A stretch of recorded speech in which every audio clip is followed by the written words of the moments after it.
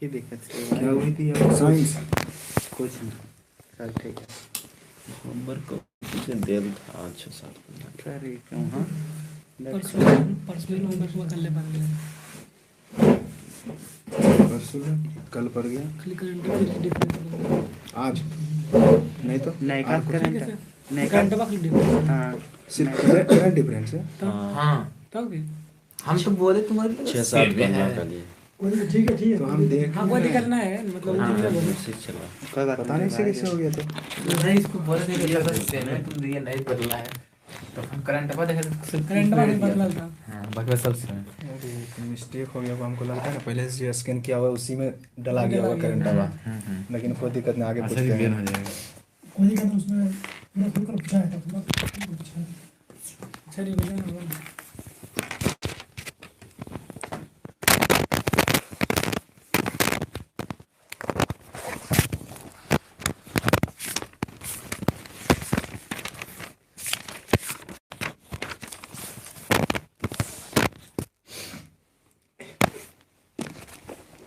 चलो शेयर करो।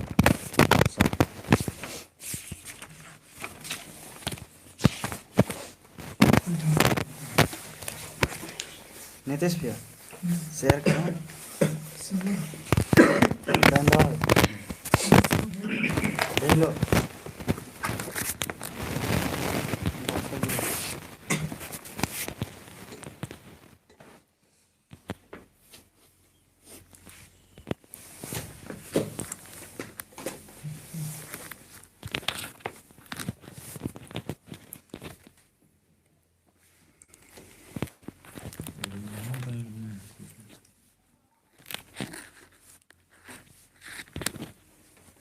चलिए सभी को गुड इवनिंग। चलिए सभी लोग लाइक शेयर एक बार कर दीजिएगा, और जो टेलीग्राम से नहीं जुड़े हैं टेलीग्राम से जुड़ जाना है। टेलीग्राम चैनल का जो है लिंक डिस्क्रिप्शन में दिया हुआ है, ठीक है। चलिए शुरू करते हैं। और जो बुक आपको भी रिवीजन करवा रहे हैं, ठीक है, उसका जो है पीडीएफ डाला हुआ है टेलीग्राम पे। चलिए शुरू करते हैं। चलिए बताएगा कल वाला थोड़ा सा रिवीजन कर लीजिएगा। चलिए आगे बताएगा। बताना है कि पंडित जवाहरलाल नेहरू के द्वारा जो है पंडित जवाहरलाल नेहरू के द्वारा रावी नदी के किनारे, ठीक है, रावी नदी के किनारे जो है तिरंगा झंडा कब फहराया गया था? 29 दिसंबर कितना था? 29 दिसंबर 31 दिसंबर, ठीक है। कितना था? 31 दिसंबर। 31 दिसंबर याद रखना है। 31 दिसंबर 1929, ठीक है। 31 दिसंबर 1929 है। 31 दिसंबर 1929, ठीक है। 31 दिसंबर 1929 को लहराया गया था, ठीक है। कौन सा नदी किनारे? रावी। कौन सा नदी किनारे? रावी नदी, ठीक है। कौन सा नदी? रावी नदी के किनारे। चलिए ठीक है। बताएगा प्राचीन में जो है, प्राचीन काल में जो है रावी नदी को किस नाम से जानते थे? परोसनी के नाम से, ठीक है। किस नाम से जाना गया था? परोसनी, ठीक है। रावी नदी को किस नाम से जाना गया था? परोसनी के नाम से, ठीक है। रावी नदी को किस नाम से जाना गया था? परोसनी के नाम से जाना गया था, ठीक है। तो ही रावी परोसनी नदी के किनारे जो है तिरंगा झंडा पंडित जवाहरलाल नेहरू के द्वारा, ठीक है, 12 बजे रात यानी आधी रात में फहराया गया था। तो इसमें डेट पूछता है स्मॉल डेट के साथ, तो याद रखना 31 दिसंबर 1929, 31 दिसंबर 1929, 31 दिसंबर 1929। और 1929 में ही लाहौर अधिवेशन हुआ था, ठीक है। लाहौर अधिवेशन 1929, कांग्रेस का लाहौर अधिवेशन, कांग्रेस का लाहौर अधिवेशन कब हुआ था? 1929 में। और कांग्रेस के लाहौर अधिवेशन 1929 का अध्यक्षता जो किया था उसका नाम था पंडित जवाहरलाल नेहरू। पंडित जवाहरलाल नेहरू, ठीक है। पंडित जवाहरलाल नेहरू जो थे उनके पिता का नाम मोतीलाल नेहरू, मोतीलाल नेहरू, ठीक है। मोतीलाल नेहरू। और मोतीलाल नेहरू के पिता का नाम था गांधीधर नेहरू, ठीक है। क्या नाम था? गांधीधर नेहरू। चलिए ठीक है। आगे बताएगा। बताना है कि प्रथम गोलमेज सम्मेलन का शुरुआत कब हुआ था?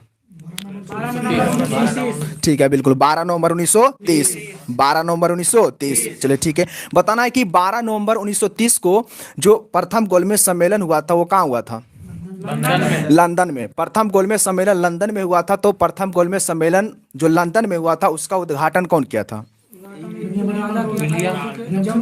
जॉर्ज पंचम, जॉर्ज पंचम, जॉर्ज पंचम, ठीक है। जॉर्ज पंचम जो है उद्घाटन किया था, अध्यक्षता किया था Ramsay MacDonald, Ramsay MacDonald, Ramsay MacDonald, Ramsay MacDonald. चलिए ठीक है, बिल्कुल सही है, रैमजे मैकडोनाल्ड। और पता होनी चाहिए कि प्रथम गोलमेज सम्मेलन जो लंदन में हुआ था, वो लंदन में जो हुआ था, तो यहाँ से भारत से जो है 89 सदस्यीय मंत्रिमंडल के सदस्य कहाँ गए थे? लंदन गए थे प्रथम गोलमेज सम्मेलन में भाग लेने के लिए। कहाँ गए थे? लंदन। कौन सा जहाज से गए थे? Viceroy of India, viceroy of India, ठीक है। कौन सा जहाज से? वायसराय ऑफ इंडिया के जहाज से। और महात्मा गांधी गए थे महात्मा गांधी द्वितीय गोलमेज सम्मेलन में भाग लेने के लिए गए थे राजपुताना से, ठीक है। एस राजपुताना, ठीक है। तो प्रथम गोलमेज सम्मेलन से आपको 3 से 4 पॉइंट याद रखना है कि प्रथम गोलमेज सम्मेलन जो हुआ था उसका उद्घाटन कौन किया था? तो जॉर्ज पंचम, वही जॉर्ज पंचम और मेरी, जॉर्ज पंचम और मेरी के, हाँ, जॉर्ज पंचम और मेरी के स्वागत में जो है लॉर्ड हार्डिंग द्वितीय जो है दिल्ली दरबार का आयोजन किया था 1911 में, 1911। हाँ, तो जॉर्ज पंचम की पत्नी तो अकेला आएगा, दोनों साथ में आएगा, ठीक है। तो जॉर्ज पंचम और उसकी पत्नी जिसका नाम था मैरी, हाँ, तो ही आया था, उसी के स्वागत किया था दिल्ली दरबार का आयोजन करके, जिसका नाम था लॉर्ड हार्डिंग द्वितीय। लॉर्ड हार्डिंग द्वितीय 10 से 16 तक, 10 से 16, लॉर्ड हार्डिंग द्वितीय का शासनकाल 1016, ठीक है। 1916 में जो है 1916 में उसने कुलपति नियुक्त हुआ था बनारस हिंदू विश्वविद्यालय, BHU, ठीक है, BHU, बनारस हिंदू विश्वविद्यालय, ठीक है। मदन मोहन मालवीय के द्वारा बनारस हिंदू विश्वविद्यालय का स्थापना किया गया था। पूछेगा मदन मोहन मालवीय के द्वारा, पूछेगा आपसे कि बताइए बनारस हिंदू विश्वविद्यालय का स्थापना किसके द्वारा किया गया था? मदन मोहन मालवीय, ठीक है, बिल्कुल, मदन मोहन मालवीय के द्वारा बनारस हिंदू विश्वविद्यालय का स्थापना किया गया था, ठीक है, याद रखना है। कहाँ किया गया था? बनारस में, ठीक है। बनारस अभी बोले कि BHU को कहते हैं, ठीक है, BHU के नाम से जाना जाता है। चलिए ठीक है, बिल्कुल आगे बताएगा। चलिए, और अभी कल ही बताए थे कि गांधी इरविन समझौता 1931 में हुआ था, ठीक है। गांधी इरविन समझौता 1931 में हुआ था। किसके बीच हुआ था? तो गांधी और लॉर्ड इरविन के बीच, गांधी और लॉर्ड इरविन, ठीक है। उस समय वायसराय कौन था? Lord Irwin. वायसराय कौन था? Lord Irwin. तो लॉर्ड इरविन और महात्मा गांधी के बीच जो है एक समझौता हुआ था, जिसको कहते हैं गांधी इरविन समझौता, गांधी इरविन समझौता। चलिए, एक नाम से और जानते हैं, गांधी समझौता को एक नाम से और जाना जाता है, दिल्ली समझौता, दिल्ली समझौता। पूछेगा आपसे कि गांधी समझौता को एक और नाम से जानते हैं? हाँ, तो दिल्ली समझौता के नाम से। किस समझौता के नाम से? दिल्ली समझौता के नाम से। पूछेगा कि दिल्ली समझौता या गांधी इरविन समझौता कराने में किसका सहयोगी था? कौन कौन सहयोग किए थे? गांधी इरविन समझौता, इंदिरा गांधी कहाँ से आएगा? तेज बहादुर सुप्रू, ठीक है, तेज बहादुर सुप्रू, यही तेज बहादुर सुप्रू और डॉक्टर भीमराव अंबेडकर दोनों मिलकर तीनों गोलमेज सम्मेलन में भाग लिए थे, ठीक है। अभी तक पता होगा कि सिर्फ डॉक्टर भीमराव अंबेडकर तीनों गोलमेज सम्मेलन में भाग लिए थे, लेकिन उनके साथ थे तेज बहादुर सुप्रू, ठीक है। क्या नाम था? तेज बहादुर सुप्रू। तो याद रखना है कि तेज बहादुर सुप्रू और डॉक्टर भीमराव अंबेडकर दोनों मिलकर जो है मतलब तीनों गोलमेज सम्मेलन में भाग लिए थे, तीनों गोलमेज सम्मेलन। पूछ लेगा आपसे कि तीनों गोलमेज सम्मेलन में भाग लिए थे, तो तेज बहादुर सुप्रू और डॉक्टर भीमराव अंबेडकर, ठीक है। तो गांधी इरविन समझौता कराने में सहयोग किए थे, जिसका नाम था तेज बहादुर सुप्रू, ठीक है। और एक और नाम था जयकर, ठीक है। क्या नाम था? जयकर, M.R. जयकर, तेज बहादुर सुप्रू और एक श्रीनिवास शास्त्री थे, श्रीनिवास शास्त्री, ठीक है। ये तीनों मिलकर, ये तीनों के सहयोग से जो है महात्मा गांधी और लॉर्ड इरविन के बीच समझौता हो गया, जिसको कहते हैं गांधी इरविन समझौता, और ये समझौता सफल रहा था। तो उसी समय सरोजनी नायडू के द्वारा 2 महात्मा बोला गया था, 2 महात्मा, याद रखना है। गांधी तथा इरविन को 2 महात्मा कौन बोले थे? सरोजनी नायडू, हाँ उसी समय जब गांधी इरविन समझौता दोनों का सफल हो गया तो उसी समय सरोजनी नायडू के द्वारा बोला गया था दो महात्मा, किसको किसको, महात्मा गांधी और लॉर्ड, बिल्कुल सही है, महात्मा गांधी और लॉर्ड इरविन को, लॉर्ड इरविन। पूछेगा आपसे कि गांधी इरविन समझौता जो हुआ था उसको स्वीकार जो है कांग्रेस के कौन सा अधिवेशन में किया गया था? कांग्रेस के कराची अधिवेशन, ठीक है, कांग्रेस का कराची अधिवेशन हुआ था 1931 में, 1931 में। उस कराची अधिवेशन के अध्यक्षता किया था सरदार वल्लभ भाई पटेल, कौन किया था? सरदार वल्लभ भाई पटेल। ये सब अधिवेशन याद रखना, ठीक है। कराची अधिवेशन कब हुआ? तो 1931। कांग्रेस का कराची अधिवेशन 1931 में, ठीक है। और इसका अध्यक्षता सरदार वल्लभ भाई पटेल के द्वारा जो है कराची अधिवेशन का अध्यक्षता किया गया था। और इसी अधिवेशन में महात्मा गांधी के द्वारा बोला गया था, ठीक है, गांधी मर सकता है, गांधीवादी नहीं। अगर कभी पूछ लेगा कि महात्मा गांधी कांग्रेस के कौन सा अधिवेशन में कहे थे गांधी मर सकता है, गांधीवादी नहीं? कराची अधिवेशन 1931, कराची अधिवेशन 1931, ठीक है। और यही गांधी इरविन समझौता में महात्मा गांधी जो है द्वितीय गोलमेज सम्मेलन में भाग लिए थे, ठीक है। और ये एस राजपुताना से गए थे, एस राजपुताना से इसने, हाँ एस राजपुताना जहाज से कहाँ गए थे? लंदन गए थे। और वहाँ कौन सा हॉल में निवास किए थे? तो किंग्से हॉल।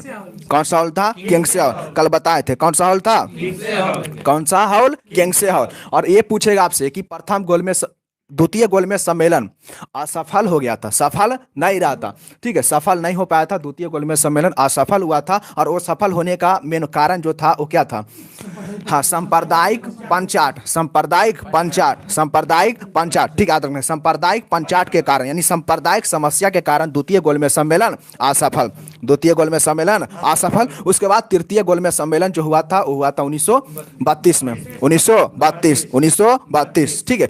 देखिए स्मॉल डेट याद रखना जरूरी है, कितना है? 17 नवंबर, कितना है? 17। देखिए पहला का जो है ना, पहला का स्मॉल डेट है 12 नवंबर, और 12 नवंबर पहला का, और नहीं तीसरा का भी याद रखना है तो नवंबर है, पहला भी नवंबर, तीसरा भी नवंबर, ठीक है। और पहला 12 नवंबर और तीसरा 17 नवंबर। तीसरा गोलमेज सम्मेलन 17 नवंबर 1932 को हुआ था। और एक था द्वितीय गोलमेज सम्मेलन जो हुआ था 7 सितंबर को, 7 सितंबर 1932, 7 सितंबर 1931, 7 सितंबर 1931, ठीक है, 7 सितंबर 1931, चलिए ठीक है, 7 सितंबर 1931, चलिए बिल्कुल सही है। तो याद रखना है 7 सितंबर 1931 को जो है द्वितीय गोलमेज सम्मेलन हुआ था। द्वितीय गोलमेज सम्मेलन कब हुआ था? 7 सितंबर 1931, 7 सितंबर 1931, चलिए ठीक है बिल्कुल। आगे बताएगा कि सांप्रदायिक पंचाट कब आया था? 1932, ठीक है। इसी को कहते हैं कम्युनल अवार्ड। सांप्रदायिक पंचाट को ही कहते हैं कम्युनल अवार्ड। क्या कहते हैं उसको? कम्युनल अवार्ड के नाम से जानते हैं किसको? सांप्रदायिक पंचाट को, सांप्रदायिक पंचाट, ठीक है। पूछेगा कि सांप्रदायिक पंचाट का घोषणा किसने किया था? सांप्रदायिक पंचाट का घोषणा कौन किया था? नहीं, वो काल करेंगे, ये रैमजे मैकडोनाल्ड किया था, ठीक है, रैमजे मैकडोनाल्ड। देखिए रैमजे मैकडोनाल्ड के द्वारा, पूछेगा कि रैमजे मैकडोनाल्ड के द्वारा सांप्रदायिक पंचाट या फिर कम्युनल अवार्ड का घोषणा कब हुआ था? तो 1932 में, 1932, ठीक है, याद रखना। स्मॉल डेट पूछेगा तो 16 अगस्त 1932, ठीक है। तो 16 अगस्त 1932 को जो है सांप्रदायिक पंचाट का घोषणा किया गया था। कब किया गया था? 16 अगस्त 1932, चलिए ठीक है। अब सांप्रदायिक पंचाट क्या था? सांप्रदायिक पंचाट जो था वो क्या था? इसमें जो है दलित वर्ग, उपवर्ग या फिर एंग्लो इंडियन, ये सबको अलग से पृथक निर्वाचन का दर्जा, अलग से पृथक निर्वाचन क्षेत्र दिया गया था, अलग से पृथक निर्वाचन क्षेत्र दिया गया था, ठीक है। इसी के लिए आपको पूना पैक्ट हुआ था, पूना समझौता, ठीक है। कौन सा समझौता? पूना समझौता जो है हुआ था। पूछेगा आपसे कि बताइए कि पूना समझौता क्यों किया गया था?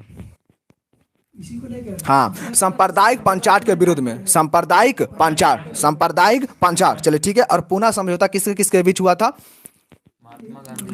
महात्मा गांधी और भीमराव अंबेडकर, ठीक है।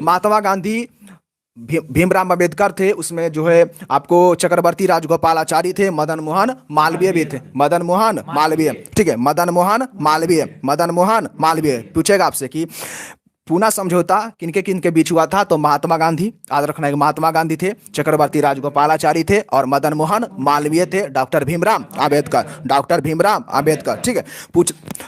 पूछेगा आपसे कि पूना समझौता कब हुआ था, 1932। आसमोल डेट कितना था, 26 सितंबर, ठीक है, 26 सितंबर, यानी 26 सितंबर 1932, 26 सितंबर 1932, ठीक है। 26 सितंबर 1932 को, 26 सितंबर 1932 को जो है कौन सम्मेलन हुआ था, पूना, ठीक है, यानी पूना समझौता। कौन सा समझौता, पूना समझौता, ठीक है। कब हुआ था,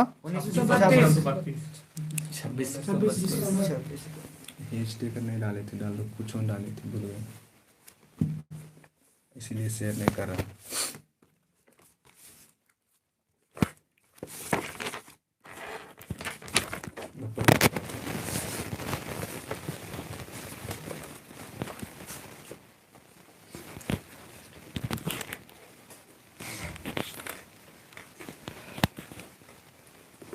चलिए, तो हम बता रहे थे पूना समझौता, ठीक है। पूना समझौता किनके किनके बीच हुआ था, कौन कौन सा योग थे, भीमराव अंबेडकर थे, महात्मा गांधी थे और मदन मोहन मालवीय थे, चक्रवर्ती राजगोपालाचारी, चक्रवर्ती राजगोपालाचारी, चक्रवर्ती राजगोपालाचारी, ठीक है, बिल्कुल सही है, चक्रवर्ती राजगोपालाचारी। ये सब के सहयोग से जो है 26 सितंबर 26 सितंबर 1932, 26 सितंबर 1932 को पूना समझौता क्या हुआ, सफल हुआ, पूना समझौता सफल हुआ, ठीक है, बिल्कुल। और इसी पूना समझौता के अंतर्गत पूछेगा आपसे कि बताइए, पूना समझौता के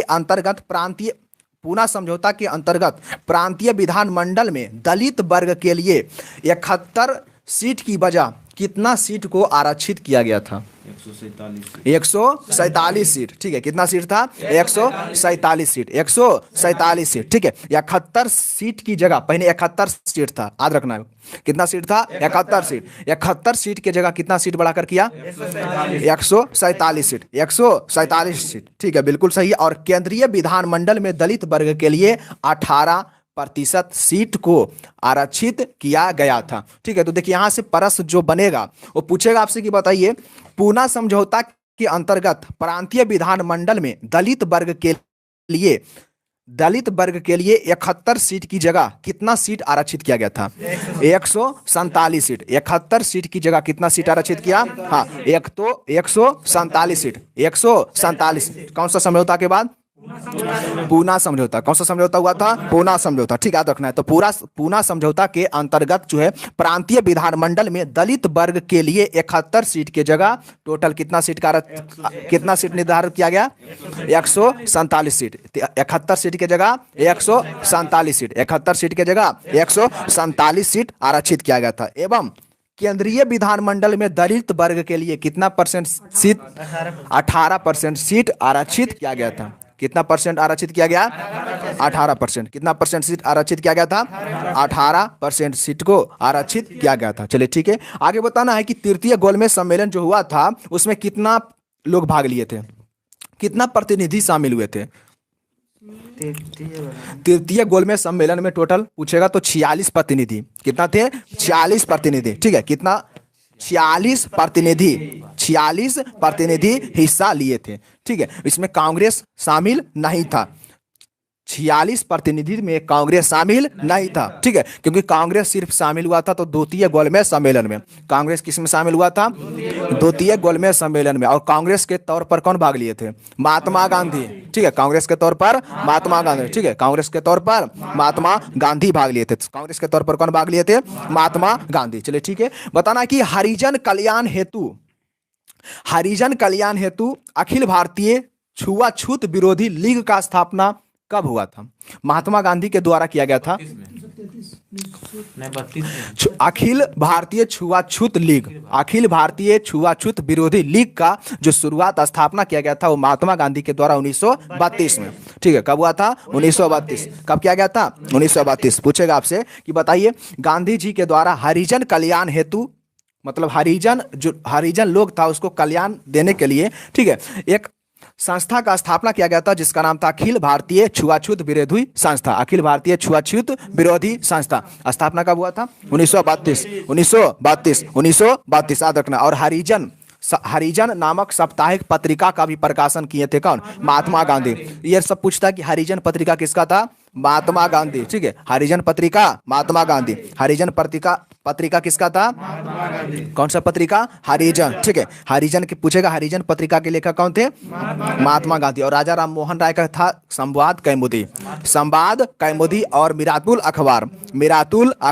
संवाद कौमुदी और मिरातुल अखबार पुस्तक के लेखक राजा राम मोहन राय। ठीक है, राजा राम मोहन राय। चलिए ठीक है। Pathway to God Mahatma Gandhi का है। ठीक है, पाथवे टू गॉड किसका है? महात्मा गांधी। पाथवे टू गॉड किसका है? महात्मा गांधी। ठीक है, चलिए। और एथिकल रिलीजन भी महात्मा गांधी का है। एथिकल रिलीजन पूछेगा आपसे कि एथिकल रिलीजन नामक पुस्तक के लेखक कौन थे? महात्मा गांधी। Ethical religion. ठीक है, एथिकल रिलीजन नामक पुस्तक के लेखक कौन थे? महात्मा गांधी। चलिए ठीक है, आगे बताएगा कि महात्मा गांधी ने वर्धा से हरिजन यात्रा का प्रारंभ किए थे। महात्मा गांधी के द्वारा, वर्धा पड़ता है महाराष्ट्र में, वर्धा कहाँ है? महाराष्ट्र में, याद रखना है। तो पूछेगा आपसे कि महात्मा गांधी के द्वारा वर्धा से हरिजन यात्रा का प्रारंभ किए थे। तो ये भी हुआ था 1933 था 1933। ठीक है, वर्धा से हरिजन यात्रा कब प्रारंभ हुआ था? 1933।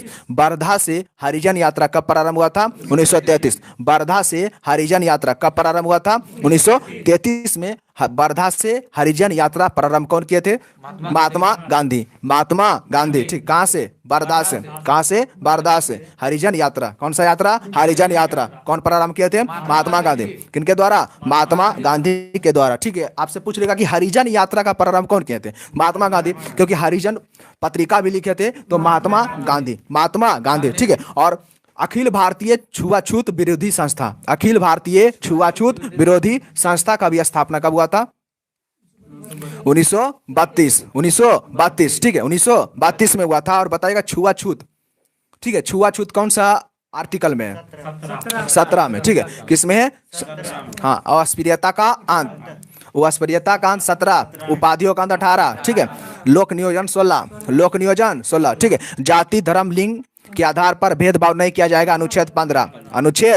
ठीक है, अनुच्छेद 15 था। ठीक है, अनुच्छेद 15। चलिए ठीक है, उसके बाद आगे बताना है कि यहां पर एक अधिनियम दिया है 1935 का है। बताना है कि भारत में संघात्मक शासन व्यवस्था का बात कहा गया था।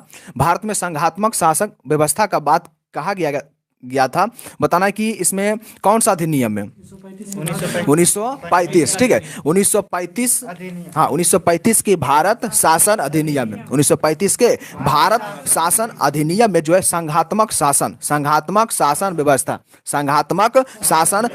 कौन सा व्यवस्था? संघात्मक शासन व्यवस्था जो है, संघात्मक शासन व्यवस्था करने की बात कहा गया था 1935 के। 1935 भारत शासन अधिनियम। और सबसे संविधान पर सबसे ज्यादा महत्व जो रहा था 1935 के भारत शासन अधिनियम।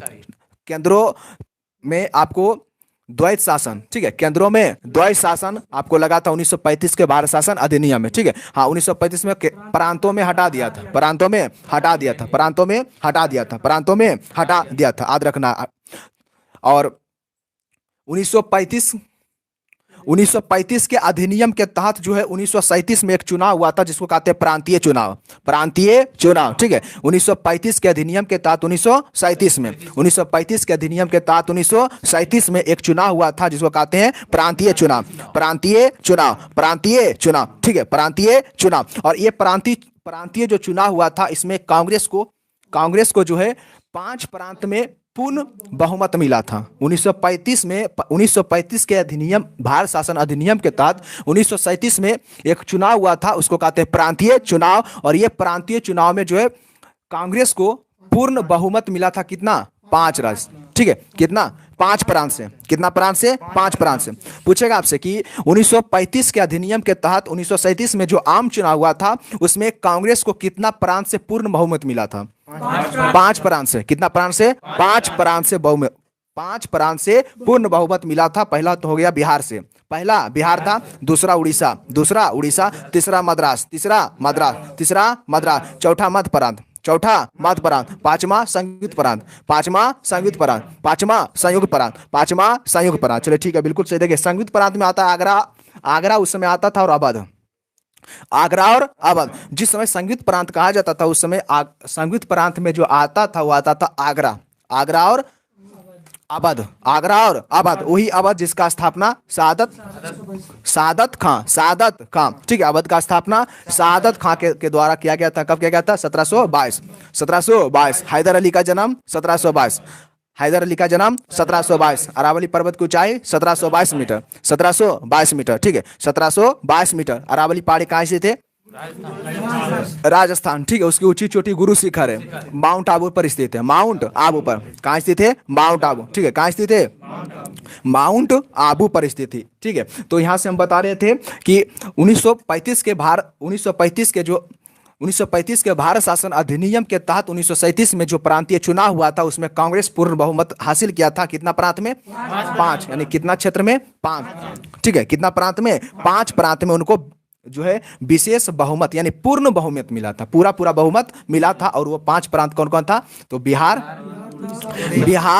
उड़ीसा, मद्रास, संयुक्त प्रांत, मध्य प्रांत, संयुक्त प्रांत, मध्य प्रांत, संयुक्त प्रांत, मध्य प्रांत, ठीक है। मध्य प्रांत में आपको आ जाता है, मध्य प्रांत में ऐसी सोच सकता है मध्य प्रदेश आ जाएगा, मध्य प्रांत में महाराष्ट्र ये सब आएगा, ठीक है। किस में आएगा? मध्य प्रांत। छत्तीसगढ़ भी आ जाएगा, किसमें? मध्य प्रांत में, ठीक है। तो इसको मध्य प्रांत में बांटा गया था। और संयुक्त प्रांत क्या? हाँ, तो ही तो छत्तीसगढ़ भी इस अभी का बात कर रहे हैं, उस समय तो अलग हुआ, लेकिन अभी चलिए आगे बताएगा।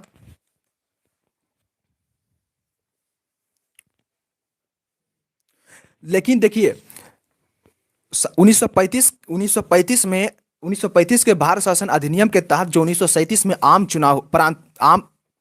प्रांतीय चुनाव हुआ था तो इसमें 5 प्रांत से पूर्ण बहुमत मिला था, ठीक है। तो ये पूछ लेगा कहां कहां से पूर्ण मिला था और कहां से नहीं मिला था। तो बंबई से नहीं मिला था, ठीक है। कहां से? बंबई से, ठीक है। बंबई से, कहां से? बंबई से।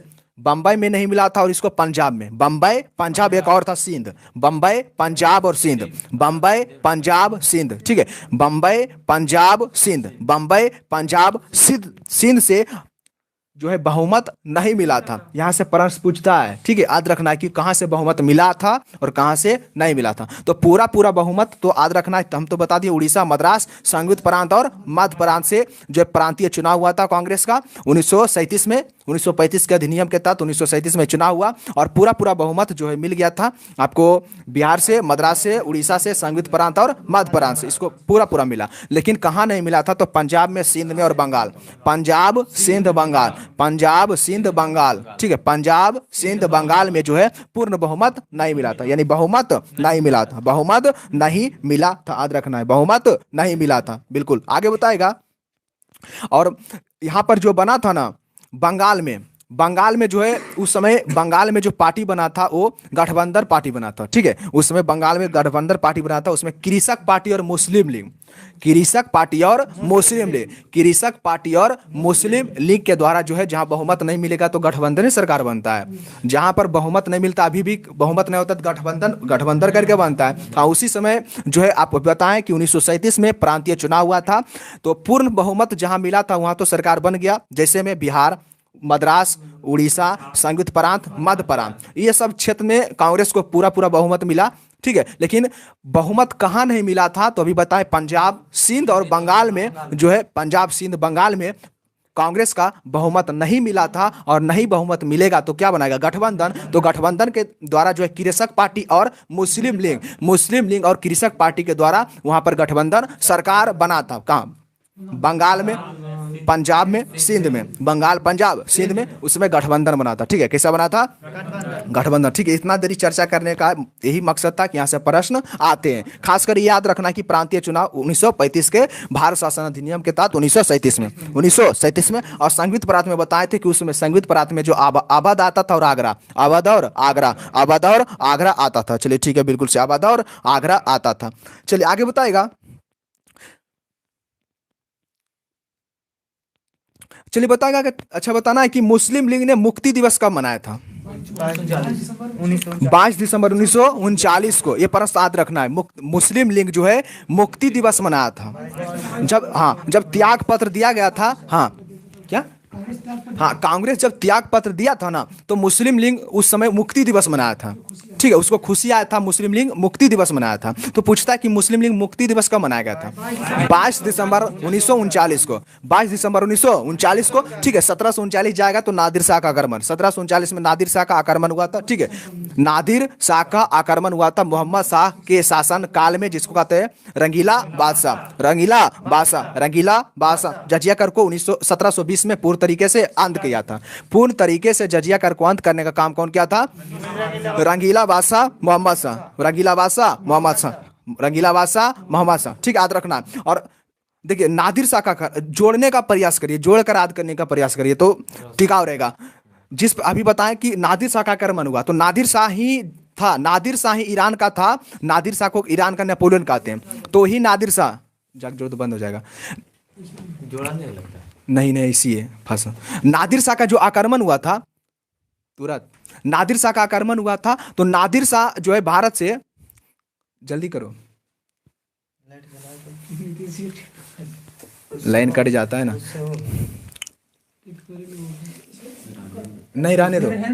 जब नादिर शाह का आक्रमण हुआ था 1739 में, तो भारत से मयूर शासन लेकर चला गया था। भारत में मयूर शासन, भारत में जो मयूर सिंहासन था उसको लेकर चला गया था, मयूर सिंहासन। और 17 करोड़ रुपया और 70 करोड़ था, 70 करोड़ रुपया और मयूर सिंहासन को और कोहिनूर हीरा को लेकर कहाँ चल गया? ईरान कहाँ ले गया? ईरान ले चल गया था। तो आप बताइए कि उस समय शासक कौन था? मोहम्मद शाह रंगीला बादशाह। तो यहाँ से प्रश्न पूछता है कि बताइए मयूर सिंहासन पर बैठने वाला अंतिम मुगल बादशाह कौन हुआ? तो मोहम्मद शाह। कौन हुआ? मोहम्मद शाह। ठीक है, क्योंकि उसी समय मयूर सिंहासन को उठाकर ईरान लेकर चला गया था। ईरान लेकर चला गया, तो ईरान में 2 वर्ष तक कर नहीं लगाया था, इतना धन दौलत लेकर गया था, जिसका नाम था मोहम्मद शाह रंगीला का जगह नादिर शाह। ठीक है, नादिर शाह लेकर गया था, नादिर शाह लेकर चला गया था। चलिए ठीक है, चलिए तो हम बता रहे थे कि मुक्ति दिवस मनाया गया था 22 दिसंबर 1939। मुक्ति दिवस कब मनाया गया था? 22 दिसंबर 1939। ठीक है, 22 दिसंबर 1939 को जो है मनाया गया था कौन सा दिवस? मुक्ति दिवस। ठीक है, कौन सा दिवस? मुक्ति दिवस। कौन बनाया था? मुस्लिम लीग। जब कांग्रेस त्यागपत्र दे दिया था तो मुस्लिम लीग मनाया था मुक्ति दिवस। कांग्रेस त्यागपत्र दिया था तो मुस्लिम लीग कौन सा दिवस बनाया था? मुक्ति दिवस। ठीक है, कौन सा दिवस? मुक्ति दिवस। 22 दिसंबर 1939। कमाल कर दो कोई इतना हो गया। रहने दो। इंटर के सब्जेक्टिव पढ़ रहा है, मेरे मतलब इंटरव्यू देना ओकरे लिख रहा है। मुस्लिम लीग दिवस। चलिए आगे बताइएगा। तो हम यहाँ तक क्लियर हो गया कि 22 दिसंबर 1939 को जो है मुक्ति दिवस मनाया गया था मुस्लिम लीग के द्वारा। अरे मोबाइल दे दो, एगो रख देंगे, मोबाइल दो, आप ब्लूटूथ बंद कर लो, रहने दो उसको, मोबाइल दो। चलिए आगे बताएगा, बताएगा कि कांग्रेस समाजवादी पार्टी का स्थापना कब हुआ था? कांग्रेस समाजवादी पार्टी का स्थापना कब हुआ था? 1934 में। ठीक है, कांग्रेस समाजवादी पार्टी का स्थापना कब हुआ था? 1934। कांग्रेस समाजवादी पार्टी का स्थापना कब हुआ था? 1934। चलिए ठीक है, बिल्कुल। कांग्रेस समाजवादी पार्टी का स्थापना कब हुआ था? तो 1934 में क्या गया था? कांग्रेस समाजवादी पार्टी का स्थापना कब हुआ था? 1934। चलिए बताएगा कि कांग्रेस समाजवादी पार्टी का स्थापना किसके द्वारा किया गया था? जयप्रकाश नारायण। ठीक है, एक थे नारेंद्र दत्त, आचार्य नारेंद्र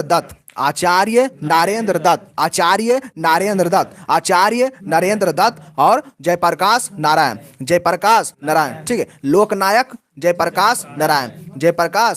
ठीक है, जयप्रकाश नारायण को कहते हैं, याद रखना। तो जयप्रकाश नारायण और नरेंद्र दत्त, जयप्रकाश नारायण और नरेंद्र दत्त ये मिलकर जो है किसका स्थापना किए थे? Congress Samajwadi party, Congress Samajwadi party. ठीक है, एक और थे, पटवर्धन थे, पटवर्धन। एक और नाम था अच्युत पटवर्धन, अच्युत पटवर्धन, कांग्रेस समाजवादी पार्टी। ऐसे तो कांग्रेस का स्थापना जो हुआ था वो कब हुआ था? 28 दिसंबर 1885 को। टोटल कितना प्रस्ताव, कितना प्रतिनिधि, टोटल कितना प्रतिनिधि भाग लिया था? 72 प्रतिनिधि। प्रथम सम्मेलन जो हुआ था कांग्रेस का मुंबई में हुआ था, उसमें टोटल 72 प्रतिनिधि भाग लिया था। लेकिन यहां से एक प्रश्न पूछता है कितना प्रस्ताव? तो 9 प्रस्ताव। कितना प्रस्ताव? 9 प्रस्ताव। कांग्रेस का जो प्रथम सम्मेलन हुआ था, कांग्रेस का प्रथम सम्मेलन जब हुआ था, ठीक है, उसी समय जो है 9 प्रस्ताव रखा गया था। कितना प्रस्ताव? 9 प्रस्ताव। ठीक है, इसमें प्रथम अध्यक्ष जो बनाया गया था बोमेश चंद्र बनर्जी, ठीक है, कलकत्ता के थे। कहाँ के थे? हाँ, बोमेश चंद्र बनर्जी को। चलिए ठीक है, यहाँ पर था कांग्रेस समाजवादी पार्टी, कांग्रेस समाजवादी पार्टी। तो कांग्रेस समाजवादी पार्टी का स्थापना पूछेगा किसके द्वारा किया गया था, कब किया गया था?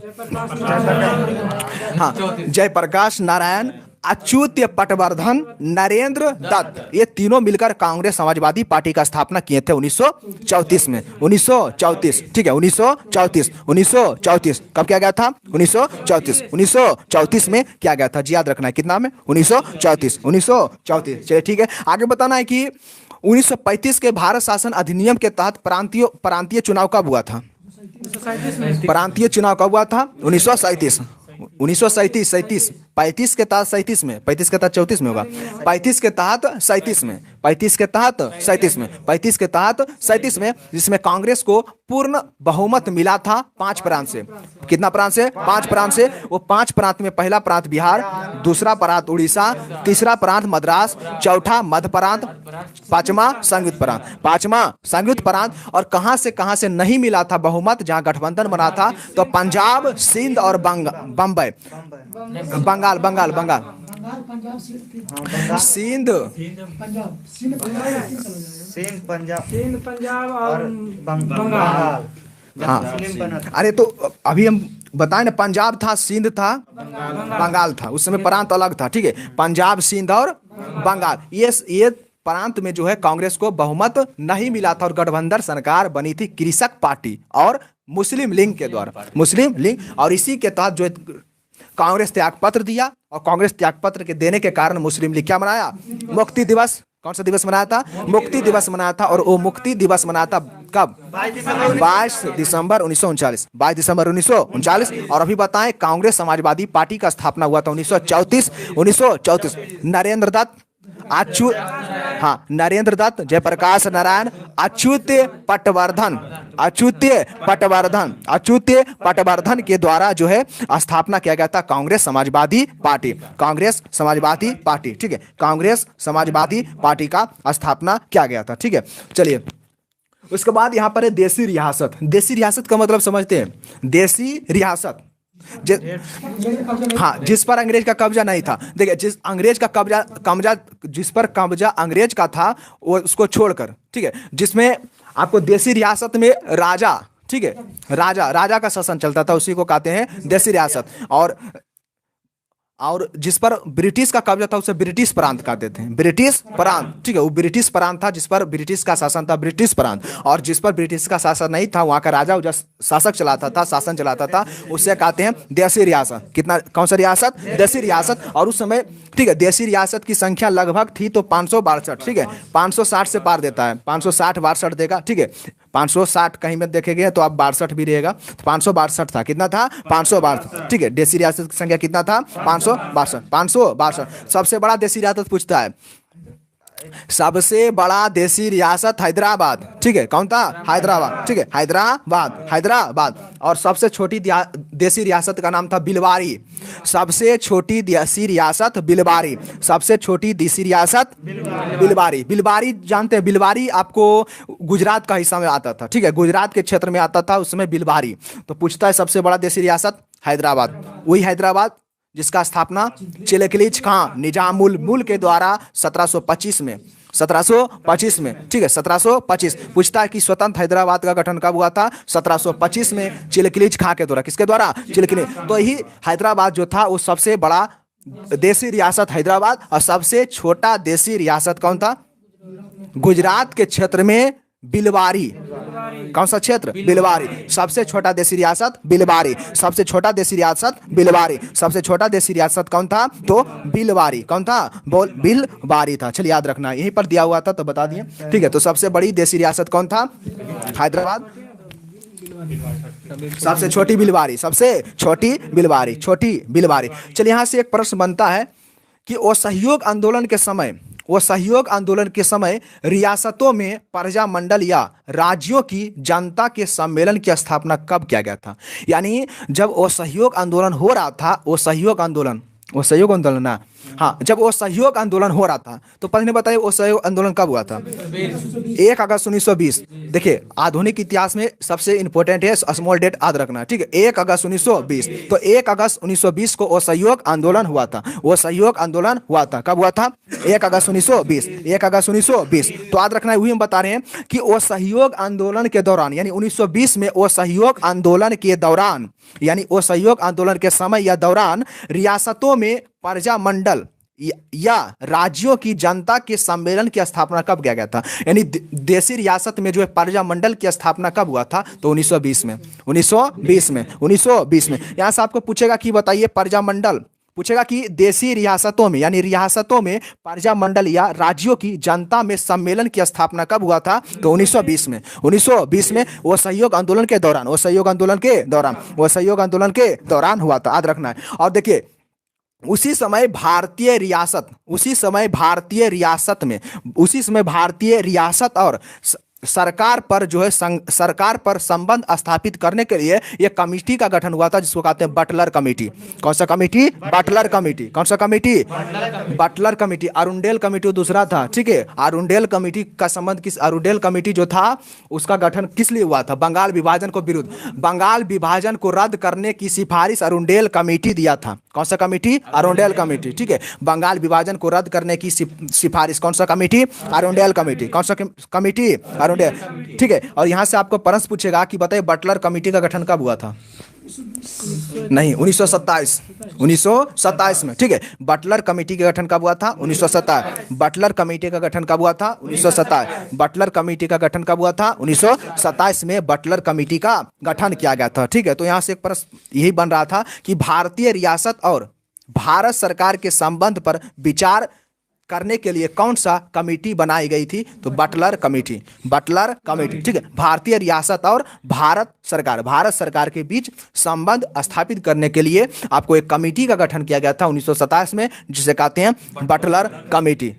बटलर कमेटी, ठीक है। और एकवध कमेटी था जिसका गठन 1920 में हुआ था। एकवध कमेटी, इसी के सिफारिश पर जो है केंद्रीय बजट को आम बजट से अलग किया गया था। केंद्रीय बजट को आम बजट से अलग पेश किया गया था 1924-25 में। केंद्रीय बजट को रेल बजट से, सॉरी, रेल बजट को आम बजट से, क्या बोल दिए? रेल बजट को आम बोल नहीं सकता था। रेल बजट को आम बजट से अलग पेश किया गया था। 17 मिलाया। क्या टाइम हो गया? चलिए आगे बताएगा कि अखिल भारतीय राज्य जन सम्मेलन का अध्यक्षता कौन किया था? अखिल भारतीय राज्य जन सम्मेलन का अध्यक्षता किसने किया था? पंडित जवाहरलाल नेहरू। पंडित जवाहरलाल नेहरू, ठीक है। पंडित जवाहरलाल नेहरू 1939 में। पूछेगा कि अखिल भारतीय राज्य जन सम्मेलन का अध्यक्षता 1939 में किनके द्वारा हुआ था? जवाहरलाल नेहरू। किनके द्वारा हुआ था? जवाहरलाल नेहरू। जवाहरलाल नेहरू, ठीक है। किनके द्वारा हुआ था? जवाहरलाल नेहरू के द्वारा किया गया था। चलिए ठीक है। उसके बाद यहाँ से बुक 4-5 को फटाफट बताएगा कि यंग इंडिया के लेखक कौन है? Young India Mahatma Gandhi. Young India Mahatma Gandhi, ठीक है। Navjivan Mahatma Gandhi. Pathway to God Mahatma Gandhi. Harijan Mahatma Gandhi. Harijan Mahatma Gandhi. Hind Swaraj Mahatma Gandhi. My experiment with truth Mahatma Gandhi, ठीक है। किनका था? तो महात्मा गांधी। किनका था? अभी बताए थे एथिकल रिलीजन, एथिकल रिलीजन, तो महात्मा गांधी। किनका होगा? महात्मा। चलिए, और India divided, doctor Rajendra Prasad, doctor Rajendra Prasad, doctor Rajendra Prasad. India divided, India divided, ठीक है। इंडियन स्ट्रगल था सुभाष चंद्र बोस का, इंडियन स्ट्रगल था सुभाष चंद्र बोस, और सुभाष चंद्र बोस का आज जन्म दिन, ठीक है। सुभाष चंद्र बोस, पराक्रम दिवस, ठीक है। कौन सा दिवस मनाते हैं? पराक्रम दिवस, ठीक है। कौन सा दिवस मनाते हैं? पराक्रम दिवस मनाया जाता है, पराक्रम दिवस। इनका जन्म हुआ था 1897, ठीक है। कहाँ हुआ था? कटक में, कटक उड़ीसा, कटक उड़ीसा में जन्म हुआ था, ठीक है। याद रखना है, कटक उड़ीसा में जन्म हुआ था, कटक उड़ीसा में जन्म हुआ था, याद रखना है, ठीक है। जलियांवाला बाग हत्याकांड में जो है, जब जलियांवाला बाग हत्याकांड हुआ था ना, उसके बाद से इनका जो है मनोबल जो गया था वो आपको राजनीतिक में गया था, जलियांवाला बाग हत्याकांड के बाद, ठीक, याद रखना है। और देखिए इसी यही थे जिसने आजाद हिंद फौज का कमान संभाले थे, आजाद हिंद सरकार के नाम से, ठीक है। आजाद हिंद फौज, आजाद हिंद फौज। यहाँ से पूछेगा कि आजाद हिंद फौज का गठन करने की बात किनके दिमाग में आया था? तो कैप्टन मोहन सिंह, ये कैप्टन मोहन सिंह के, ठीक है। किनके? कैप्टन मोहन सिंह, ठीक है। कैप्टन मोहन सिंह, कैप्टन मोहन सिंह के दिमाग में आया था, याद रखना, ठीक है। चलिए, और यहाँ पर आपको ऑप्शन रास बिहारी बोस भी रह गए, लेकिन किसके दिमाग में आया था? कैप्टन मोहन सिंह के दिमाग। किनके? Captain Mohan Singh, captain Mohan Singh. और एक और कौन थे? कैप्टन मोहन सिंह और रास बिहारी घोष, रास बिहारी घोष, रास बिहारी घोष, रास बिहारी घोष, याद रखना है। स्थापना कब हुआ था? आजाद हिंद फौज का गठन कब हुआ था? आजाद हिंद फौज का गठन कब हुआ था? तो 43 में तो सरकार बन गया था, आजाद हिंद सरकार हो गया था, बदल कर दिए थे सुभाष चंद्र बोस, तो 42 में होगा, 1942, हाँ। तो 1942 में जो है गठन हुआ था आजाद हिंद फौज का, आजाद हिंद फौज का गठन, आजाद हिंद फौज, आजाद हिंद फौज का गठन हुआ था, ठीक है। कहाँ हुआ था? जापान में, ठीक है। कहाँ हुआ था? जापान, ठीक है। कब? कहाँ हुआ था? जापान में। कहाँ हुआ था? जापान में, ठीक है। और इसी में ये बोले थे, तुम मुझे खून दो मैं तुम्हें आज़ादी दूंगा, तुम मुझे खून दो मैं तुम्हें आज़ादी दूंगा। कौन बोले थे? सुभाष चंद्र बोस, ठीक है। दिल्ली चलो, सुभाष चंद्र बोस, ठीक है, बिल्कुल। चलिए आगे बताएगा, बताना है कि गीतांजलि के लेखक कौन थे? गीतांजलि रविन्द्रनाथ टैगोर, और गीतांजलि के साथ साथ इसने और लिखे थे गोरा, गोरा, गोरा के लेखक कौन थे? रविन्द्रनाथ टैगोर, गोरा के लेखक रविन्द्रनाथ टैगोर, गोरा के लेखक रविन्द्रनाथ टैगोर, ठीक है। भारत विभाजन के दोषी पुरुष राम मनोहर लोहिया, राम मनोहर लोहिया। हिंदू बनाम हिंदू, इतिहास का चक्र राम मनोहर लोहिया, राम मनोहर लोहिया, ठीक है। आनंद मठ बंकिम चंद्र चटर्जी, गीता रहस्य बीजी तिलक, गीता रहस्य बीजी तिलक, ठीक है। गीता रहस्य के लेखक कौन थे? बीजी तिलक के द्वारा, ठीक है। गीता रहस्य किसके द्वारा लिखा गया था? बीजी तिलक, गीता रहस्य बीजी तिलक के द्वारा लिखा गया था, ठीक है। चलिए यहीं तक रहने दीजिए इसमें, हिस्ट्री में।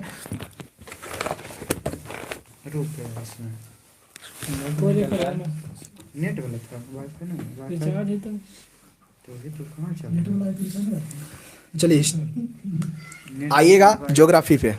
लो इसको फेंक दो, कचरा चालू नहीं कर रहा तो क्या होगा? चला दो,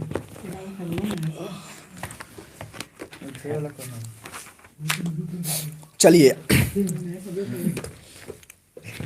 अब नहीं चलता। चलिए बताना है कि सैडल पीक जो स्थित था वो कौन सा अंडमान में स्थित है? उत्तरी अंडमान, ठीक है। सैडल पीक उत्तरी अंडमान, सैडल पीक उत्तरी अंडमान, सैडल पीक उत्तरी अंडमान, सैडल पीक उत्तरी अंडमान। चलिए ठीक है, बताएगा कि माउंट डिओवली कौन सा अंडमान में स्थित था? मध्य अंडमान, माउंट डिओवली मध्य अंडमान, ठीक है। माउंट डिओवली कौन सा अंडमान? मध्य अंडमान। माउंट डिओवली कौन सा अंडमान? मध्य अंडमान में, ठीक है। माउंट कोएबो दक्षिणी अंडमान, माउंट कोएबो दक्षिणी अंडमान, ठीक है। माउंट कोएबो कहाँ स्थित है? तो दक्षिणी अंडमान, माउंट कोएबो स्थित है दक्षिणी अंडमान में, ठीक है। चलिए आगे बताएगा कि माउंट हैरियट कहाँ स्थित है? दक्षिणी अंडमान, दक्षिणी अंडमान, माउंट हैरियट दक्षिणी अंडमान, ठीक है। और एक होता है माउंट थुलियट, ठीक है। कहाँ स्थित है? ग्रेट निकोबार में, ग्रेट निकोबार, ठीक है। माउंट थुलियर कहाँ स्थित है? Great Nicobar, great Nicobar, mount Thuillier कहाँ स्थित है? ग्रेट निकोबार। चलिए उसके बाद देखिएगा, हम यहाँ पर देखेंगे निकोबार द्वीप समूह, निकोबार द्वीप समूह। चलिए ठीक है, लघु अंडमान और कार निकोबार, लघु अंडमान और कार निकोबार को अलग करता है कितना? 10 degree. 10 degree channel, 10 degree channel. तो पूछेगा आपसे कि 10 डिग्री चैनल किसको किसको अलग करेगा? लघु अंडमान और कार निकोबार, लघु अंडमान और कार निकोबार। ठीक है, लघु अंडमान और कार निकोबार, कार निकोबार। देखिए पूछेगा आपसे कि कार निकोबार, लघु निकोबार, बृहद निकोबार ये सब स्थित है वो निकोबार द्वीप समूह, निकोबार द्वीप समूह। ठीक है, किसमें स्थित है? तो निकोबार द्वीप समूह में, सारा स्थित किसमें? निकोबार द्वीप समूह में। ठीक है, किसमें स्थित है? निकोबार द्वीप समूह। चलिए आगे बताएगा कि भारत का दक्षिणतम बिंदु जो है, भारत का दक्षिणतम बिंदु जो है वो स्थित है, इंदिरा पॉइंट जो है वो कहाँ स्थित है? अंडमान निकोबार में, अंडमान निकोबार, अंडमान निकोबार। ठीक है, तो ये स्थित है बृहद निकोबार में। किसमें स्थित है? बृहद। अंडमान निकोबार में स्थित है, लेकिन ये स्थित है बृहद निकोबार में। किसमें स्थित है? बृहद निकोबार। अंडमान निकोबार स्थित है तो बृहद निकोबार में। किसमें स्थित है? बृहद निकोबार, बृहद निकोबार, बृहद निकोबार में स्थित, याद रखना। चलिए आगे बताएगा, बताना है कि इंदिरा पॉइंट का अन्य नाम क्या था? केप कमोरिन, पार्सन पॉइंट और पिगमिलियन पॉइंट। ठीक है, पार्सन पॉइंट और पिगमिलियन पॉइंट, पार्सन पॉइंट और पिगमिलियन पॉइंट। ठीक है, पार्सन पॉइंट और पिगमिलियन पॉइंट।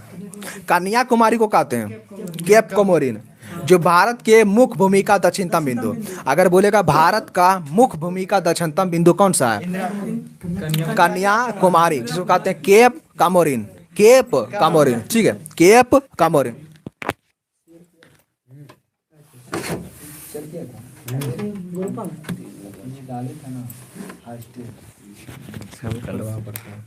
चलिए तुम नहीं समझेगा। चलिए तो इंदिरा पॉइंट अभी बताएं कि इंदिरा पॉइंट जो स्थित है वो बृहद निकोबार में, बृहद निकोबार में स्थित था, बृहद निकोबार। चलिए, और बृहद निकोबार में अभी बताएं कि बृहद निकोबार में जो स्थित था और लघु लघु लघु निकोबार, बृहद निकोबार ये सब स्थित था निकोबार में।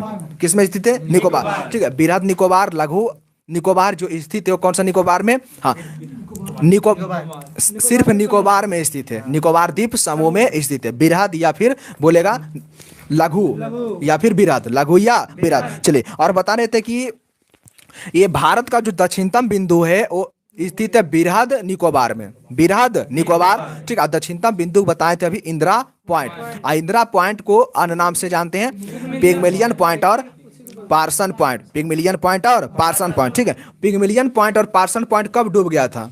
2004 में, 2004 में जब जलमग्न हुआ था, बाढ़ आया था। ठीक है, पानी अधिक हुआ था, उस समय डूब गया था। कब डूबा था? 2004 में, 2004 में। चलिए, और कल बताए थे कि भारत में जो स्थित है एक ज्वालामुखी जिसका नाम है बैरन द्वीप, वो बैरन द्वीप में प्रथम बार उद्गार कब हुआ था? बैरन द्वीप में प्रथम बार उद्गार कब हुआ था? प्रथम बार बैरन द्वीप में उद्गार हुआ था 87 में, और वो 1787 बैरन द्वीप में प्रथम बार उद्गार 1787। बैरन द्वीप में प्रथम बार उद्गार कब हुआ था? 1787। चलिए ठीक है, बिल्कुल सही है। आगे बताना है कि अंडमान निकोबार द्वीप समूह का सबसे उत्तरी द्वीप कौन सा है? अंडमान निकोबार द्वीप समूह का सबसे उत्तरी द्वीप लैंडफॉल द्वीप। ठीक है, कौन द्वीप है? लैंडफॉल द्वीप। यह स्वाद रखना है। ठीक है, पूछेगा कि आपसे कि अंडमान निकोबार द्वीप समूह का उत्तरी द्वीप कौन सा है? लैंडफॉल द्वीप। सबसे उत्तरी द्वीप कौन सा है? लैंडफॉल। ठीक है, कौन सा द्वीप है? लैंडफॉल द्वीप। और लैंडफॉल द्वीप जो अलग होता है म्यांमार से, वो कोक्को जलमार्ग के द्वारा। किसके द्वारा? कोक्को जलमार्ग। किसके द्वारा? कोक्को का नाम सुने ना, कोक्को जलमार्ग, कोक्को जलमार्ग म्यांमार से अलग होता है लैंडफॉल द्वीप। कोक्को जलमार्ग म्यांमार से अलग होता है लैंडफॉल द्वीप। कौन सा जलमार्ग से? कोक्को जलमार्ग। कौन सा जलमार्ग से? कोक्को जलमार्ग से अलग हो जाता है। ठीक है, और अभी बताए थे लघु अंडमान और कार निकोबार जो अलग होता है वो 10 डिग्री चैनल, 10 डिग्री चैनल। ठीक है, 10 डिग्री चैनल। चलिए बिल्कुल सही है, 10 डिग्री चैनल। कितना डिग्री चैनल से? 10 डिग्री चैनल से अलग हो जाता है। चलिए ठीक है, और मालदीव मिनुकाई कितना डिग्री चैनल है? मालदीव मिनुकाई 8 डिग्री। मालदीव मिनुकाई 8 डिग्री होगा। उधर 8 डिग्री देख लीजिए, हमको लगता है मिनिकाय वो है मालदीव मिनिकाय कहाँ चला गया? में श्रेणियां बनल था।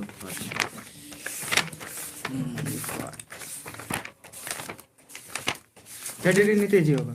8 डिग्री 9 डिग्री आई है मालदीव मालदीव बिनुका 8 डिग्री और लक्षद्वीप बिनुका 9 डिग्री, ठीक है, इसीलिए कंफ्यूज नहीं रहो। सही था। चलिए, तो हम बता रहे थे यहाँ पे, कहाँ चला गया, तो हम बता रहे थे यहाँ पे कि लैंडफॉल द्वीप जो है वो अंडमान निकोबार द्वीप समूह का सबसे उत्तरी द्वीप है। अंडमान निकोबार द्वीप समूह का सबसे उत्तरी द्वीप कौन सा है? लैंडफॉल द्वीप। कौन सा द्वीप? लैंडफॉल द्वीप। कौन सा द्वीप? लैंडफॉल द्वीप। और वही लैंडफॉल द्वीप जो कोक्को जलमार्ग के द्वारा म्यांमार से अलग होता है। किससे? म्यांमार से। किससे? म्यांमार से अलग होता है। किसके द्वारा? कोक्को जलमार्ग।